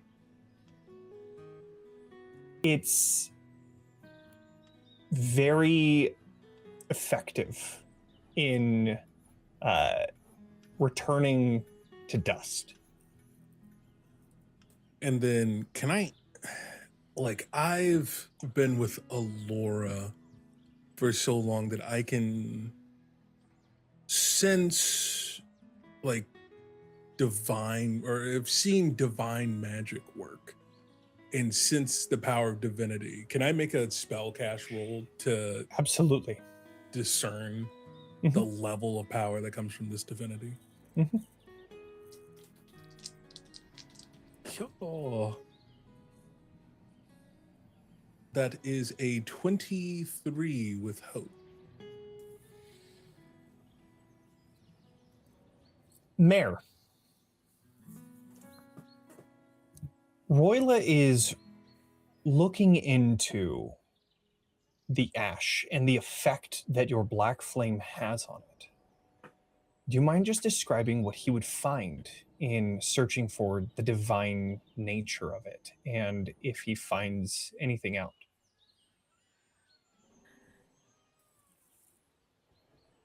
Yeah. This ash, it's fine and powdery. That would be essentially what you would just find on the surface. But as you're starting to look for any sort of spark of divinity, as if you were trying to turn over lenses to see if there is something divine there, like seeking out magic. As soon as you did, it's almost blinding. It is a hefty level of divine energy here. Like the prayers of a cleric and the work of a cleric, that is channeled divinity in its own way. This isn't channeled. This is as if the hand of something divine did. God. You tight, have tight. seen, you've seen Ilora's divine power. It is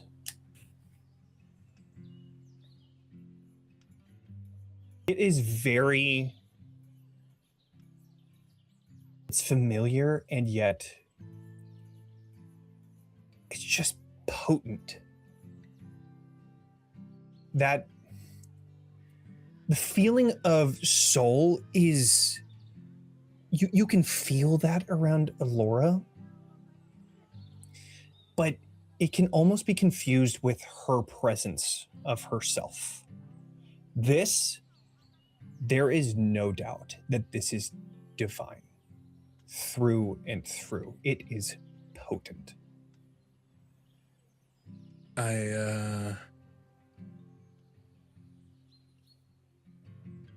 In this darkness, he has these like little bulbs of like flame that are kind of like flickering, these little dancing lights.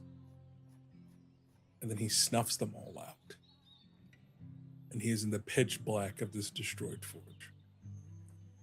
You can just barely see this flickering of flame that just seems to be always there over these ashes. I close my eyes, all three of them, and I say, Lune, I beseech you. And I will spend 3 hope to cast divination. Okay. And my third eye opens, and it's just purple light is glowing from it on his forehead. And in this state, surrounded by all of these shadows,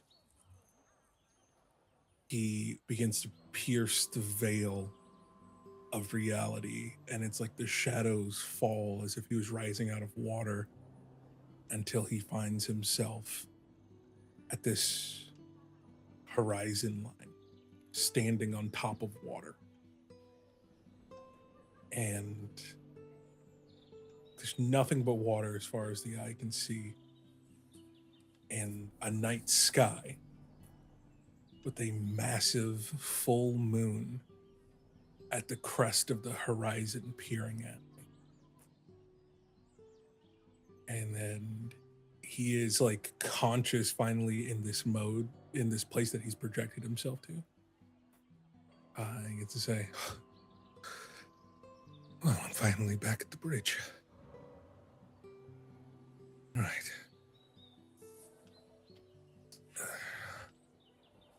It took me quite a while to come back here. May I have a question? As he begins to stare directly at the moon.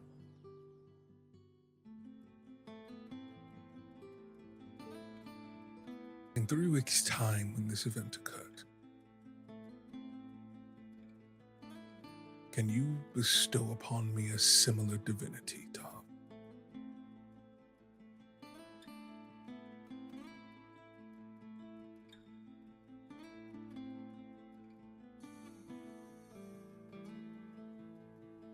If I remember correctly, divination is a yes or no answer. Yes. You reach out to the forces beyond and ask one yes or no question about an event, person, place, or situation in the near future.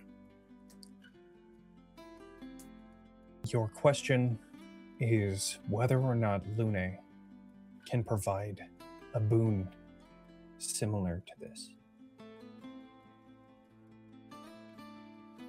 And I want to clarify, are you saying if Lune can give you a boon similar to this, or if Lune No. is able to give a boon that is similar to this to anyone? No, he's asking if he can be made divine in a similar way that Hava is by Lune.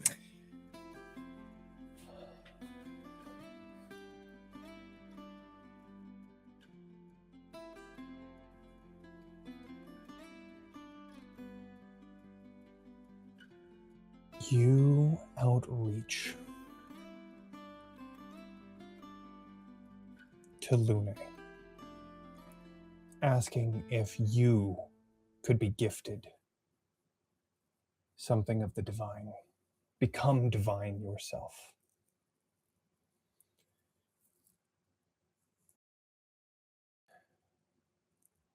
The answer, you stare to the moon.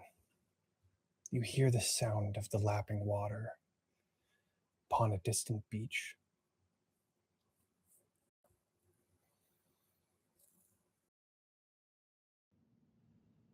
You feel yourself glow.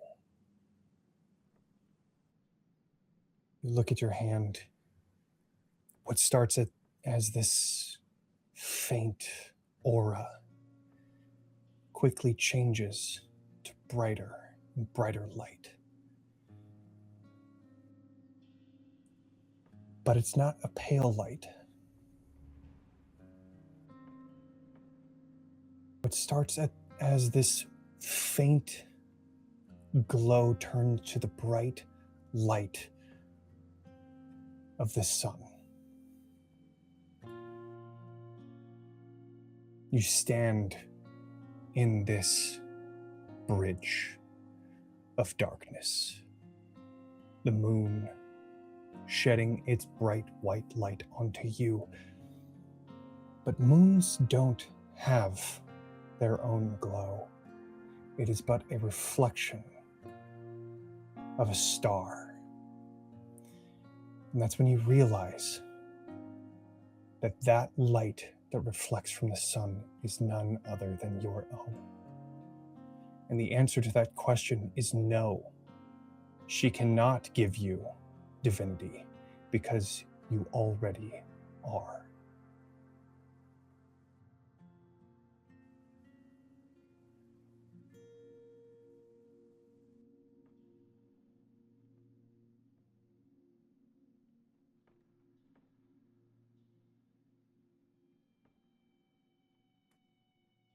Well, I appreciate it. I'll be seeing you. As you exit this vision, that darkness that you were standing in, the one with the faint crackling of the black fire, is softly illuminated. And you now gain the demigod transformation option. Oh! Oh! As you have discovered a piece about yourself that was always there. Whoa! Okay. Talk about a field trip.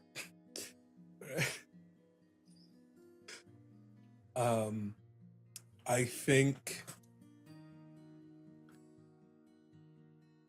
he sees that flame out there and starts to move it with his mind. Sees if it reacts in any way. It doesn't react in the way that you think. You don't have a connection to that divinity. It moves in the sense of your magical essence. You have a telekinetic force that you've had that moves it, but when you reach out strictly from divinity, it doesn't seem to shift. That's fair. I'll have to make my own then. And I think with that, he will summon his little orbs and begin to ascend back up out of the pit.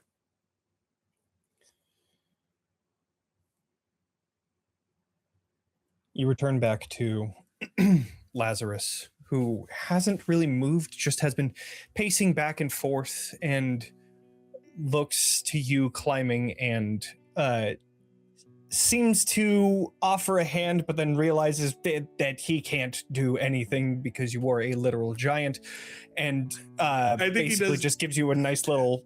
He does it. He still reaches out, but Sure. like he's doing all the work. He's appreciate it. You know. Still, Yeah.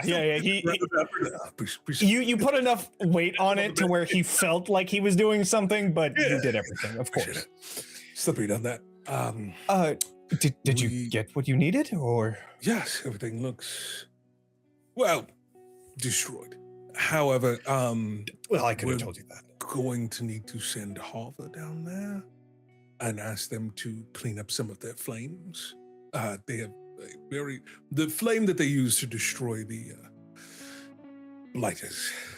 They may want to. I don't know if it disappears, so they may want to clean it up. That But sounds other like a than that- Hava question. Then Yes. Okay. But other Okay. than that, I will everything tell you should be this. fine. I don't think anybody's going down there anytime soon. Right. So Right. I think we're safe there. Sounds good. You have a different look to you. You're sort of glowing a little. Are you okay? Oh, as he turns off the orbs. You'll feel like Sh- Oh, yes. That must have been it. Well, I will get started with Sebastian, and I will speak to the others that we are slowly starting to gather a few names to put up for election, but we haven't created that council just yet, and I believe that that is something that Sebastian is hoping to get started later today with a citywide announcement once the cleanup is all done. So I guess that's where I'll go. If you want to stay here, you're welcome to help problem solve and all of that. I But- think I should probably get back to my tent. There is a lot of work to be done, but they weren't in the best of shape before I left. And it'd probably be for the best if I went to go see. It is fine. As you said, you could be here in an instant, so whatever help that you can provide, perhaps supervising and just making sure that all of the calculations and the plan is going according to plan. Definitely. We'll get all that set up before we leave. Great. Well, thank you again. Of course. Right. And I think Roila will start to walk Okay. back to Heart's place. Or no, attraction. Everyone's going to attraction. Well, not just yet. Everybody seems to be. Well, first, as you're leaving, Crucible. We have finished the fun activities of Catch the Goat. Where would you have gone after Roila spoke to you? I think I would have maybe gone back to Hart's place to just see who was still around, and then if nobody's there, I'm probably just gonna go help out around the city. Yeah. As you go to Hart's home, you see Hart is just about finishing all of the dishes that he was cleaning and looks expectingly to who might be coming inside and says, "Oh, hi, crew. There's some breakfast here still from when Ilora made breakfast. If you're hungry, I think everybody left to go. Ilora went to the infirmary, and I don't know where Torin went. I also don't know where Hava went. I don't know where Roila went either. So I don't expect you to keep tabs on him. that's I know better than to try and do that. I just if you need anything, I have some tea I can make if you wanted to stay here, or if you're leaving, that's totally fine too. You don't have to tell me where you're going. Just whatever you need. I would love some tea, please. Okay. Yeah. Here, let me just finish this up, and then I'll get the water going. And so he grabs some water, starts the kettle, finishes up the. I don't think she was expecting to see just heart here. Yeah. And it's making it harder. So she sits down patiently at the table and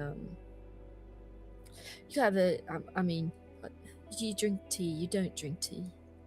I don't drink tea, but I learned how to make tea. There were some books that I got from the library and figured out how to Very do. kind. They had some recipes and all of that stuff. So, but yeah, I grabbed some tea, and you have to do a spoonful of this, half a spoonful of that, another spoonful of this, and You're then doing you let it. wonderfully. Thanks. But I think this should be ready to go. Just give it maybe like 2 minutes or so for it to steep, and it should be great. Are you okay? Yeah. Might I ask you a personal question? He starts to go back towards the kitchen, but then he turns back and then takes a chair from the table and sits down next to you and says, "Yeah, sure." Oh, what are your customs on loss here? Well,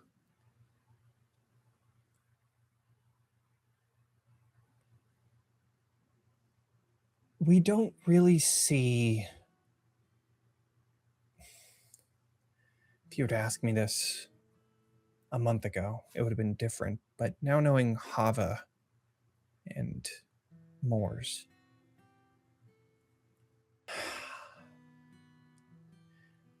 we didn't really think that we would live on, like in spirit, as everybody else did. We kind of just saw the end as being the end. And so a lot of what we go through is more like the energy that we had in our body gets reused into other people. Does that make sense? That makes that does make sense. What do you so what do you believe happened with the people that were lost last night? Is it different if it's premature? Like it wasn't their time, or He pushes the tea in front of you. I think it's ready. okay.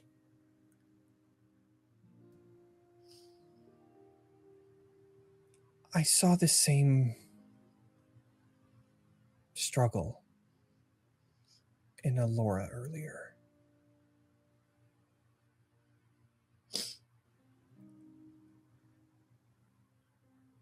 I told her this, but it didn't help. But I'll say it to you anyways. What you did last night was difficult. But what we had here before was so much worse.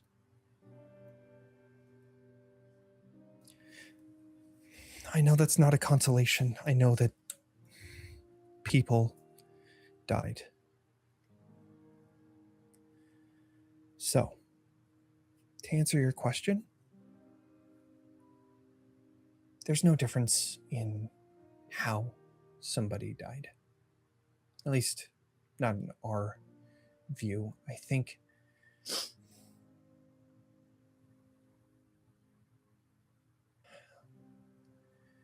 Did in you lose any everyone's view- friends last night? I lost my friends 5 days ago.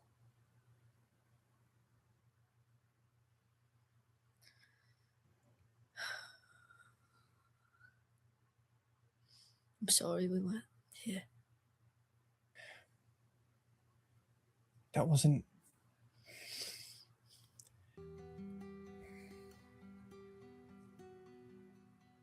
I'm sorry you're feeling like this. Do people know what happened last night? Do you think? Are people going to be scared of me if I go out tonight? Oh, I don't want people to be scared of me.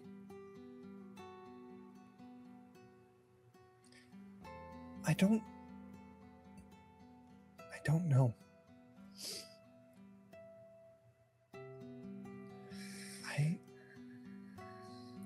But if it's any consolation, I'm not afraid of you, and I know what happened.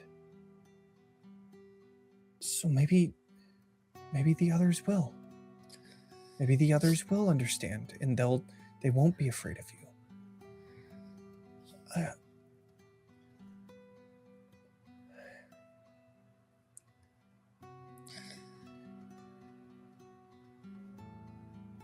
I'm just sorry that it had to happen like that. I know you said it's all right. But I still feel I'm very sorry that it happened the way it did. Me too. I tried to go out and make up for it in the most jackass way possible, like a half an hour ago. What'd you do? I turned into a goat. I went to your local school and I started a very pleasant riot. Very unhinged. Everyone's going to attraction tonight. Okay. Weird way to cope, I know. Weird way to cope. I don't know if this is gonna help, and goes and grabs his stack of portraits and sets them on the table. This was sort of my way of coping when I did research. I drew people that we were but they were already dead, so. Oh, okay, that is also an interesting way to cope. To each their own. No judgment. Oh, this one is so detailed. It was a way of remembering everybody. If I was talking to, it was this went a lot better with Hava. I just no. I understand. I didn't know it at the time, but this was the way that I was remembering all of these people. And I think that that's the point, right? We remember the dead. Yeah, of course. And with every single person,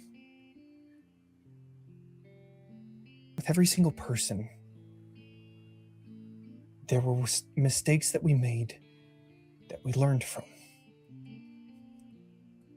I think that's just life. We don't know when our time is going to end. We learn from the mistakes that we make. And hopefully those that see us after learn from those mistakes as well. That's how history is written too.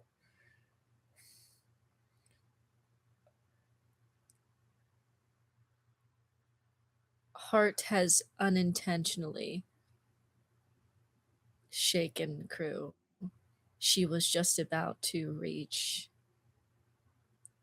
for her leather cord necklace, the one that Nicholas gave her, the one with her best friend who died because she leapt into action, just like she did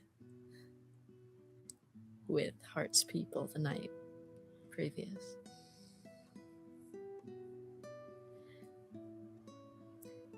Are you sure we can learn, though?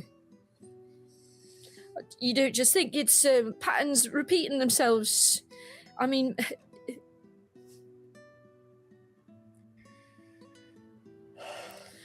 do you think in 10 years' time something similar will happen, or do you think your community will thrive? I don't know. I'm so sorry. I hope it does. I hope this is the step that was needed. I'm gonna go. It I will was see you needed. later at attraction, right? I'll see you later. I'll be back later. And she walks out of the house. Hava sits there not Hava, Heart sits there for a moment, seeing the steam rise from the tea.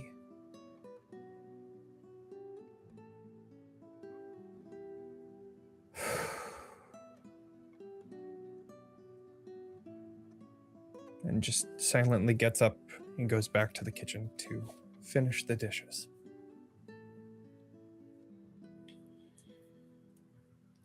Each of you help the city. Crew, where are you going? Crucible is attempting to help with any properties that were damaged in the process of all of this. In my mind, she transforms into a large moose and is just lugging things around the city. Amazing. Wherever it's needed. To occupy her mind, she needs direction. She knows she can't crumble. She needs direction. So that's how she's trying to help. Okay. Each of you help the city in your own way. Roila with the Aether Forge and the plans of that wizard's tower. Torin, Hava, Crucible with helping with reconstructing the city and helping organize everything on the exterior side of things, and Ilora with the reattaching of limbs and assisting in as best a way she can. However, the night approaches, and after a full day of assisting the town, efforts to continue finally cease. You are left with the thank yous of those around you and a gathering in the town square where Sebastian has, you see town guards that are going around announcing a meeting of sorts, a announcement. In the town center, Sebastian takes his previous place as people are shocked seeing him on his perch, addressing everyone around, because he, for everybody here, was dead. And finally, after the shock leaves, Sebastian says, I look around at the destruction left in the wake of these so-called rebels, and all I feel is a deep regret and sadness. For the past 2 decades, the Cogswealth has been a place so focused on innovation here within the city walls that we have dehumanized those outside of it. I am here to share the events of the last year because those memories have been stripped away from you through very careful calculation and manipulation. 1 year ago, we learned about the Convergence, a celestial event so powerful that we could kickstart our Aetherforge project and create a teleportation network around the world. However, the energy needed to run this project was vastly more than we had at the time. A plan was created to gain that power. However, this would mean creating the largest echo turbine that we've ever made. And with that came the unfortunate need for more echoes, which we collected. Our echo catchers began working day and night, and soon we learned that the collection rate was not going to make it. And so we made the terrible decision to begin capturing nearby villages and turning them into echoes. You can hear murmuring in the crowd. This plan was leaked through my brother, Lazarus, who banded together with a few people to attempt to stop the echo catchers, stopping me from doing this, because I had a part to play. And they almost did. They found a way to begin telling people. And that was when we learned a backdoor for the Connectus machines, in which we forced each of you to believe that these rebels were crazy, and that the truth was they were dismantling the Cogswealth, and it worked. They found out, destroyed the Connectus facility, and then we had the answer of a false attack on my life. The assassination from last week was a way to turn the tide, rewrite that narrative, and keep everyone on our side. However, there was another player in this plan which I didn't account for, which was Amethyst. She used this false assassination to further our own political agenda, and in doing so kept me locked away in my room at the top of my tower as she continued this narrative, killing any rebels. She found these people attempting to destroy the Aetherforge facility last week and killed every single one of them, as you know, except for my brother. She brought his head to me. Well,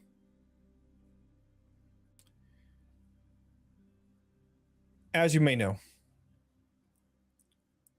Lazarus doesn't die. And so his information led to his affiliations, led to another player in this group, a group of people who worked alone, and the identities of which are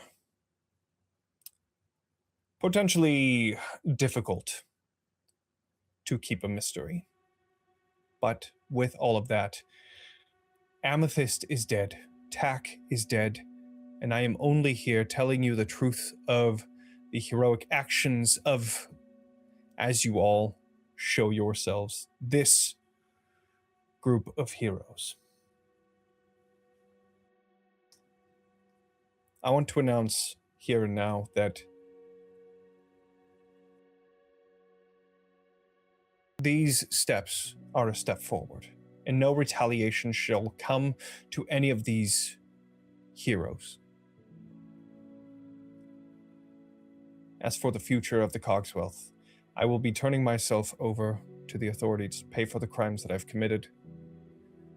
I will be turning over all information I have regarding those who were complacent in the actions of the previous regime, which means that I will be resigning from my duties, and in my stead, Lazarus will be handling a new cabinet. There will be an election soon where you all will be able to vote for the ones that will be leading this city and bringing forth this new day. A day where we care for our neighbor. A day where we assist those in need. And a day where we join hands with those who are different from us, so we may work together to create a better future. Not just for those who live within these walls, but for everyone. And so with that, the crowd doesn't quite know how to respond to that.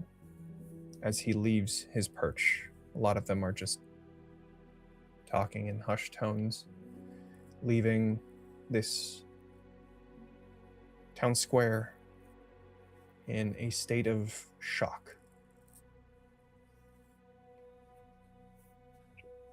But eventually, some of them begin to approach each of you, thanking you for service. Some not so much, blaming you for destruction.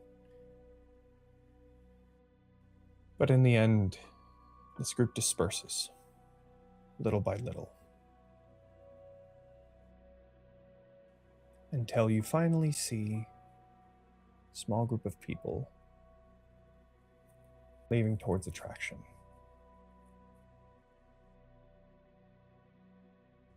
What do you all do?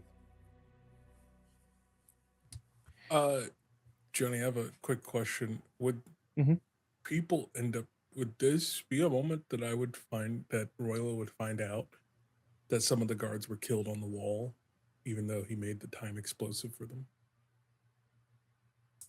Like, would those details come out? No, they didn't specifically say it. I don't think so. Only because, one, there was one survivor and they were part of the chaos. You know what? Actually, let's see. Let's see if they survived.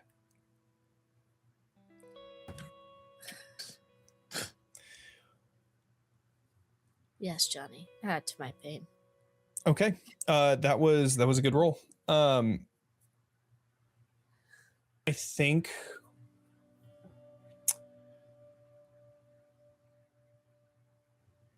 think Ilora spots this.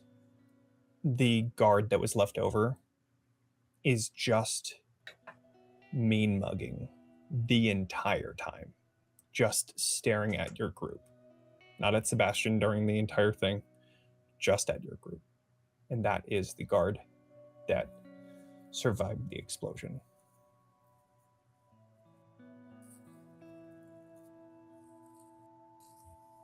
Ilora? Drinks. No,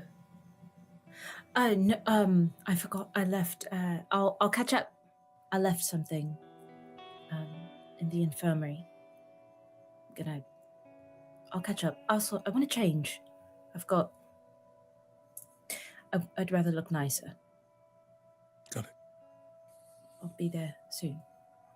And she'll wait for everyone to head off. She's going to head back towards the infirmary, though. Mm-hmm. If you need to get back into the house, you can have the key. If anybody needs to get back in, you can have the key. Thank you. I'll stop by to change. Okay. And she pockets it. I think the moment that the announcement ends and it kind of opens up to people to approach and all that, I'm like not here, and I think within maybe a minute or two, instead of heading towards attraction, I go right back to where the efforts were being done. Because while the city's efforts might be done, Torin is still very much laser focused. if it's okay. I think Roila would follow. So, there's no drinks over there, by the way. No, there's some more buildings. Have to clean up, more things to clean. There's more blighters in the alleyway near that observatory, and there's more to do. So, I'm just gonna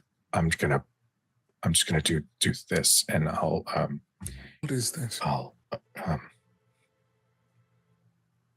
What is what? This. Frustration, guilt. What is that? Don't, please. Not, I can't. Don't ask me, please. I'm asking because I haven't seen you all day. We've all been busy, and I want to know how you're doing. Don't ask me how I'm doing. Don't ask me how I'm doing. Don't ask me how I am doing while constantly worried about everyone here, while also periodically thinking about Snatch and the last time I saw Snatch and how awful they looked because we did some horrible things then. Or don't ask me about the people here that we irrevocably changed the lives of, or the probably dozens of people that have died because we let an entire horde of blighters in through the wall that we destroyed that is right over there, that the pile continues to grow. Don't ask me about being caught by a blighter while being flown from both Crucible and Ilora and being this close to being bitten. And don't ask me about how I and Hava had to stand in the middle of that square and we had to kill so many people who should be here walking, smiling, laughing. Don't ask me about any of that. And don't ask me why, at the last second when I thought that I was going to die, all I could think about was just making it so that I could at least know that you all were okay. That you were okay. Don't ask me about any of that because I don't have an answer. All I know is that everywhere we go, more and more and more, and I'm tired, and I don't know what to do with that. All I know is I snapped at Ilora, I snapped at Hava, and I don't know how to be right now. I don't know how to be right now, and I want to figure that out because I can't stop. I can't just stop being there for the people that I love and the people that I care for, because I don't know how to stop. I'm sorry. I think he leans in and places a hand on the back of your neck. And be here. Be present. There's nothing else to worry.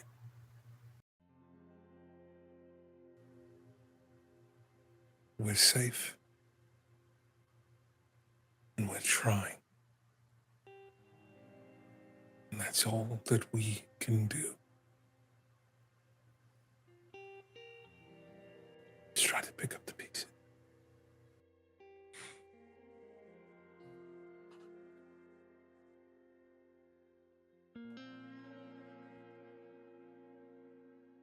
I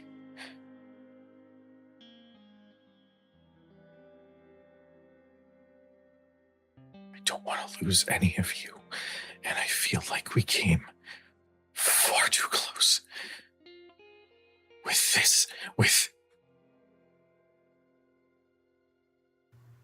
I wouldn't allow.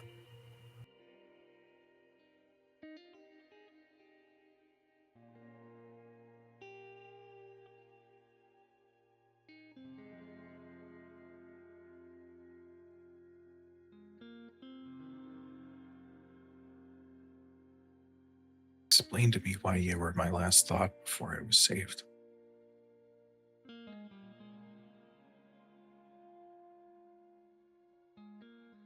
I think we both know why.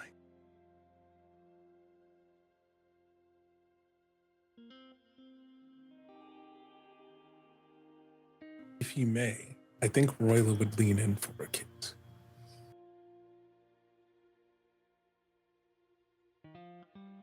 I think Torin would be still a little scrambled after the outburst that he's initially surprised, but then once it happens, I think he reciprocates. I need you to know.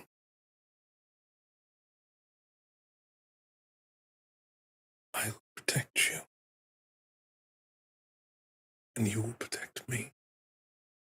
And Crucible will protect us. And Ilora will protect us. And we will protect them. And Hava, and such, and back and forth. We all feel the same. And we will all protect each other.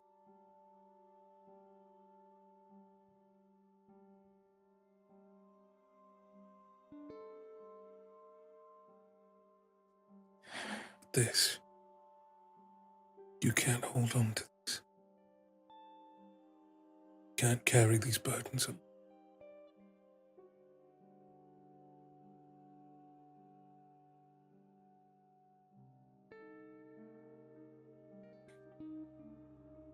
You're not alone anymore, Torin. And you haven't been for a long time.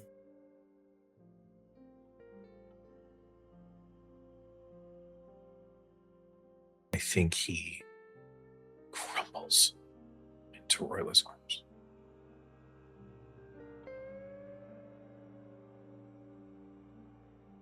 I think he just lets that moment breathe for as long as it needs to.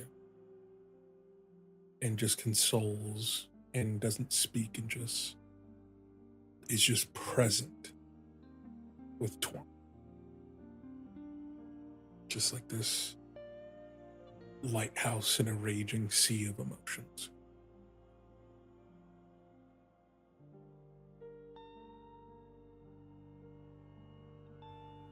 I think it takes several moments for Torin to come back down, but when he does, his breathing is going to ease and the frayed edges of his runes are going to knit a little bit more.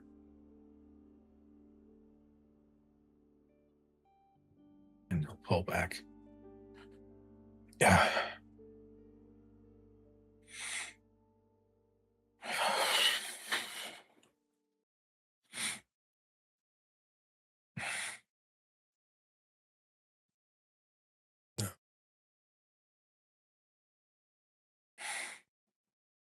How about that drink? I think I need to apologize to your sister first. How was your armor? She may give you a good write-up. It won't be full strength, but it'll be enough. Well, okay.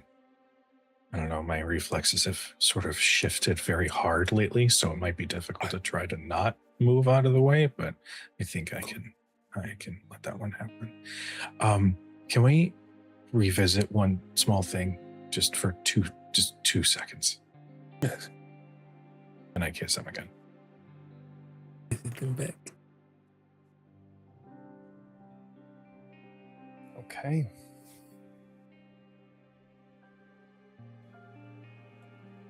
Wow. Let's wrap that up right there. Beautiful moment. And goodness, there is still more to tell about this story right here, with Ilora going to her own way, and Crucible, Hava, and Heart still standing in the plaza. We will, I believe, finish this Cogswell arc next week. But before that, let's go around the table, tell everybody who we are, starting with Daniel. Oh, hi-de-ho, everyone. It's me, Daniel K. Hargrove, also known as Daniel the DM. You can find me at all corners of the internet at Daniel DM. Hey, listen, twitch.tv/Daniel the DM. That's a good place to be because guess what? I started a podcast with Kujo talking about Final Fantasy stuff, a weekly podcast. So if you check it out here, the VOD is available right now on Twitch for the first episode of Materia Hunters, and will be posted tomorrow on youtube.com/Daniel the DM. So check that out. That's all I've got. Amazing. Check the link to Daniel's page in the chat. Kelly. Hi, I'm Kelly. I go by the Kelhop on the internet. I love it here. That's all. Same. Meadow. Howdy, I'm Meadow. I've been Meadow and will hopefully continue to be Meadow in the future. You can find me everywhere on the internet that matters at Howdy Love Darlin or Howdy Love Darlin GM. On Fridays, I do Hex Heist at midnight Eastern, and I do other games at other times. So follow me around and you can figure out when those are. Mare. Hello there, my name is Mary. You can find me all over the internet at Oh Hello Mare. I'm here, and then I have other things coming up, and more Daggerheart things happening.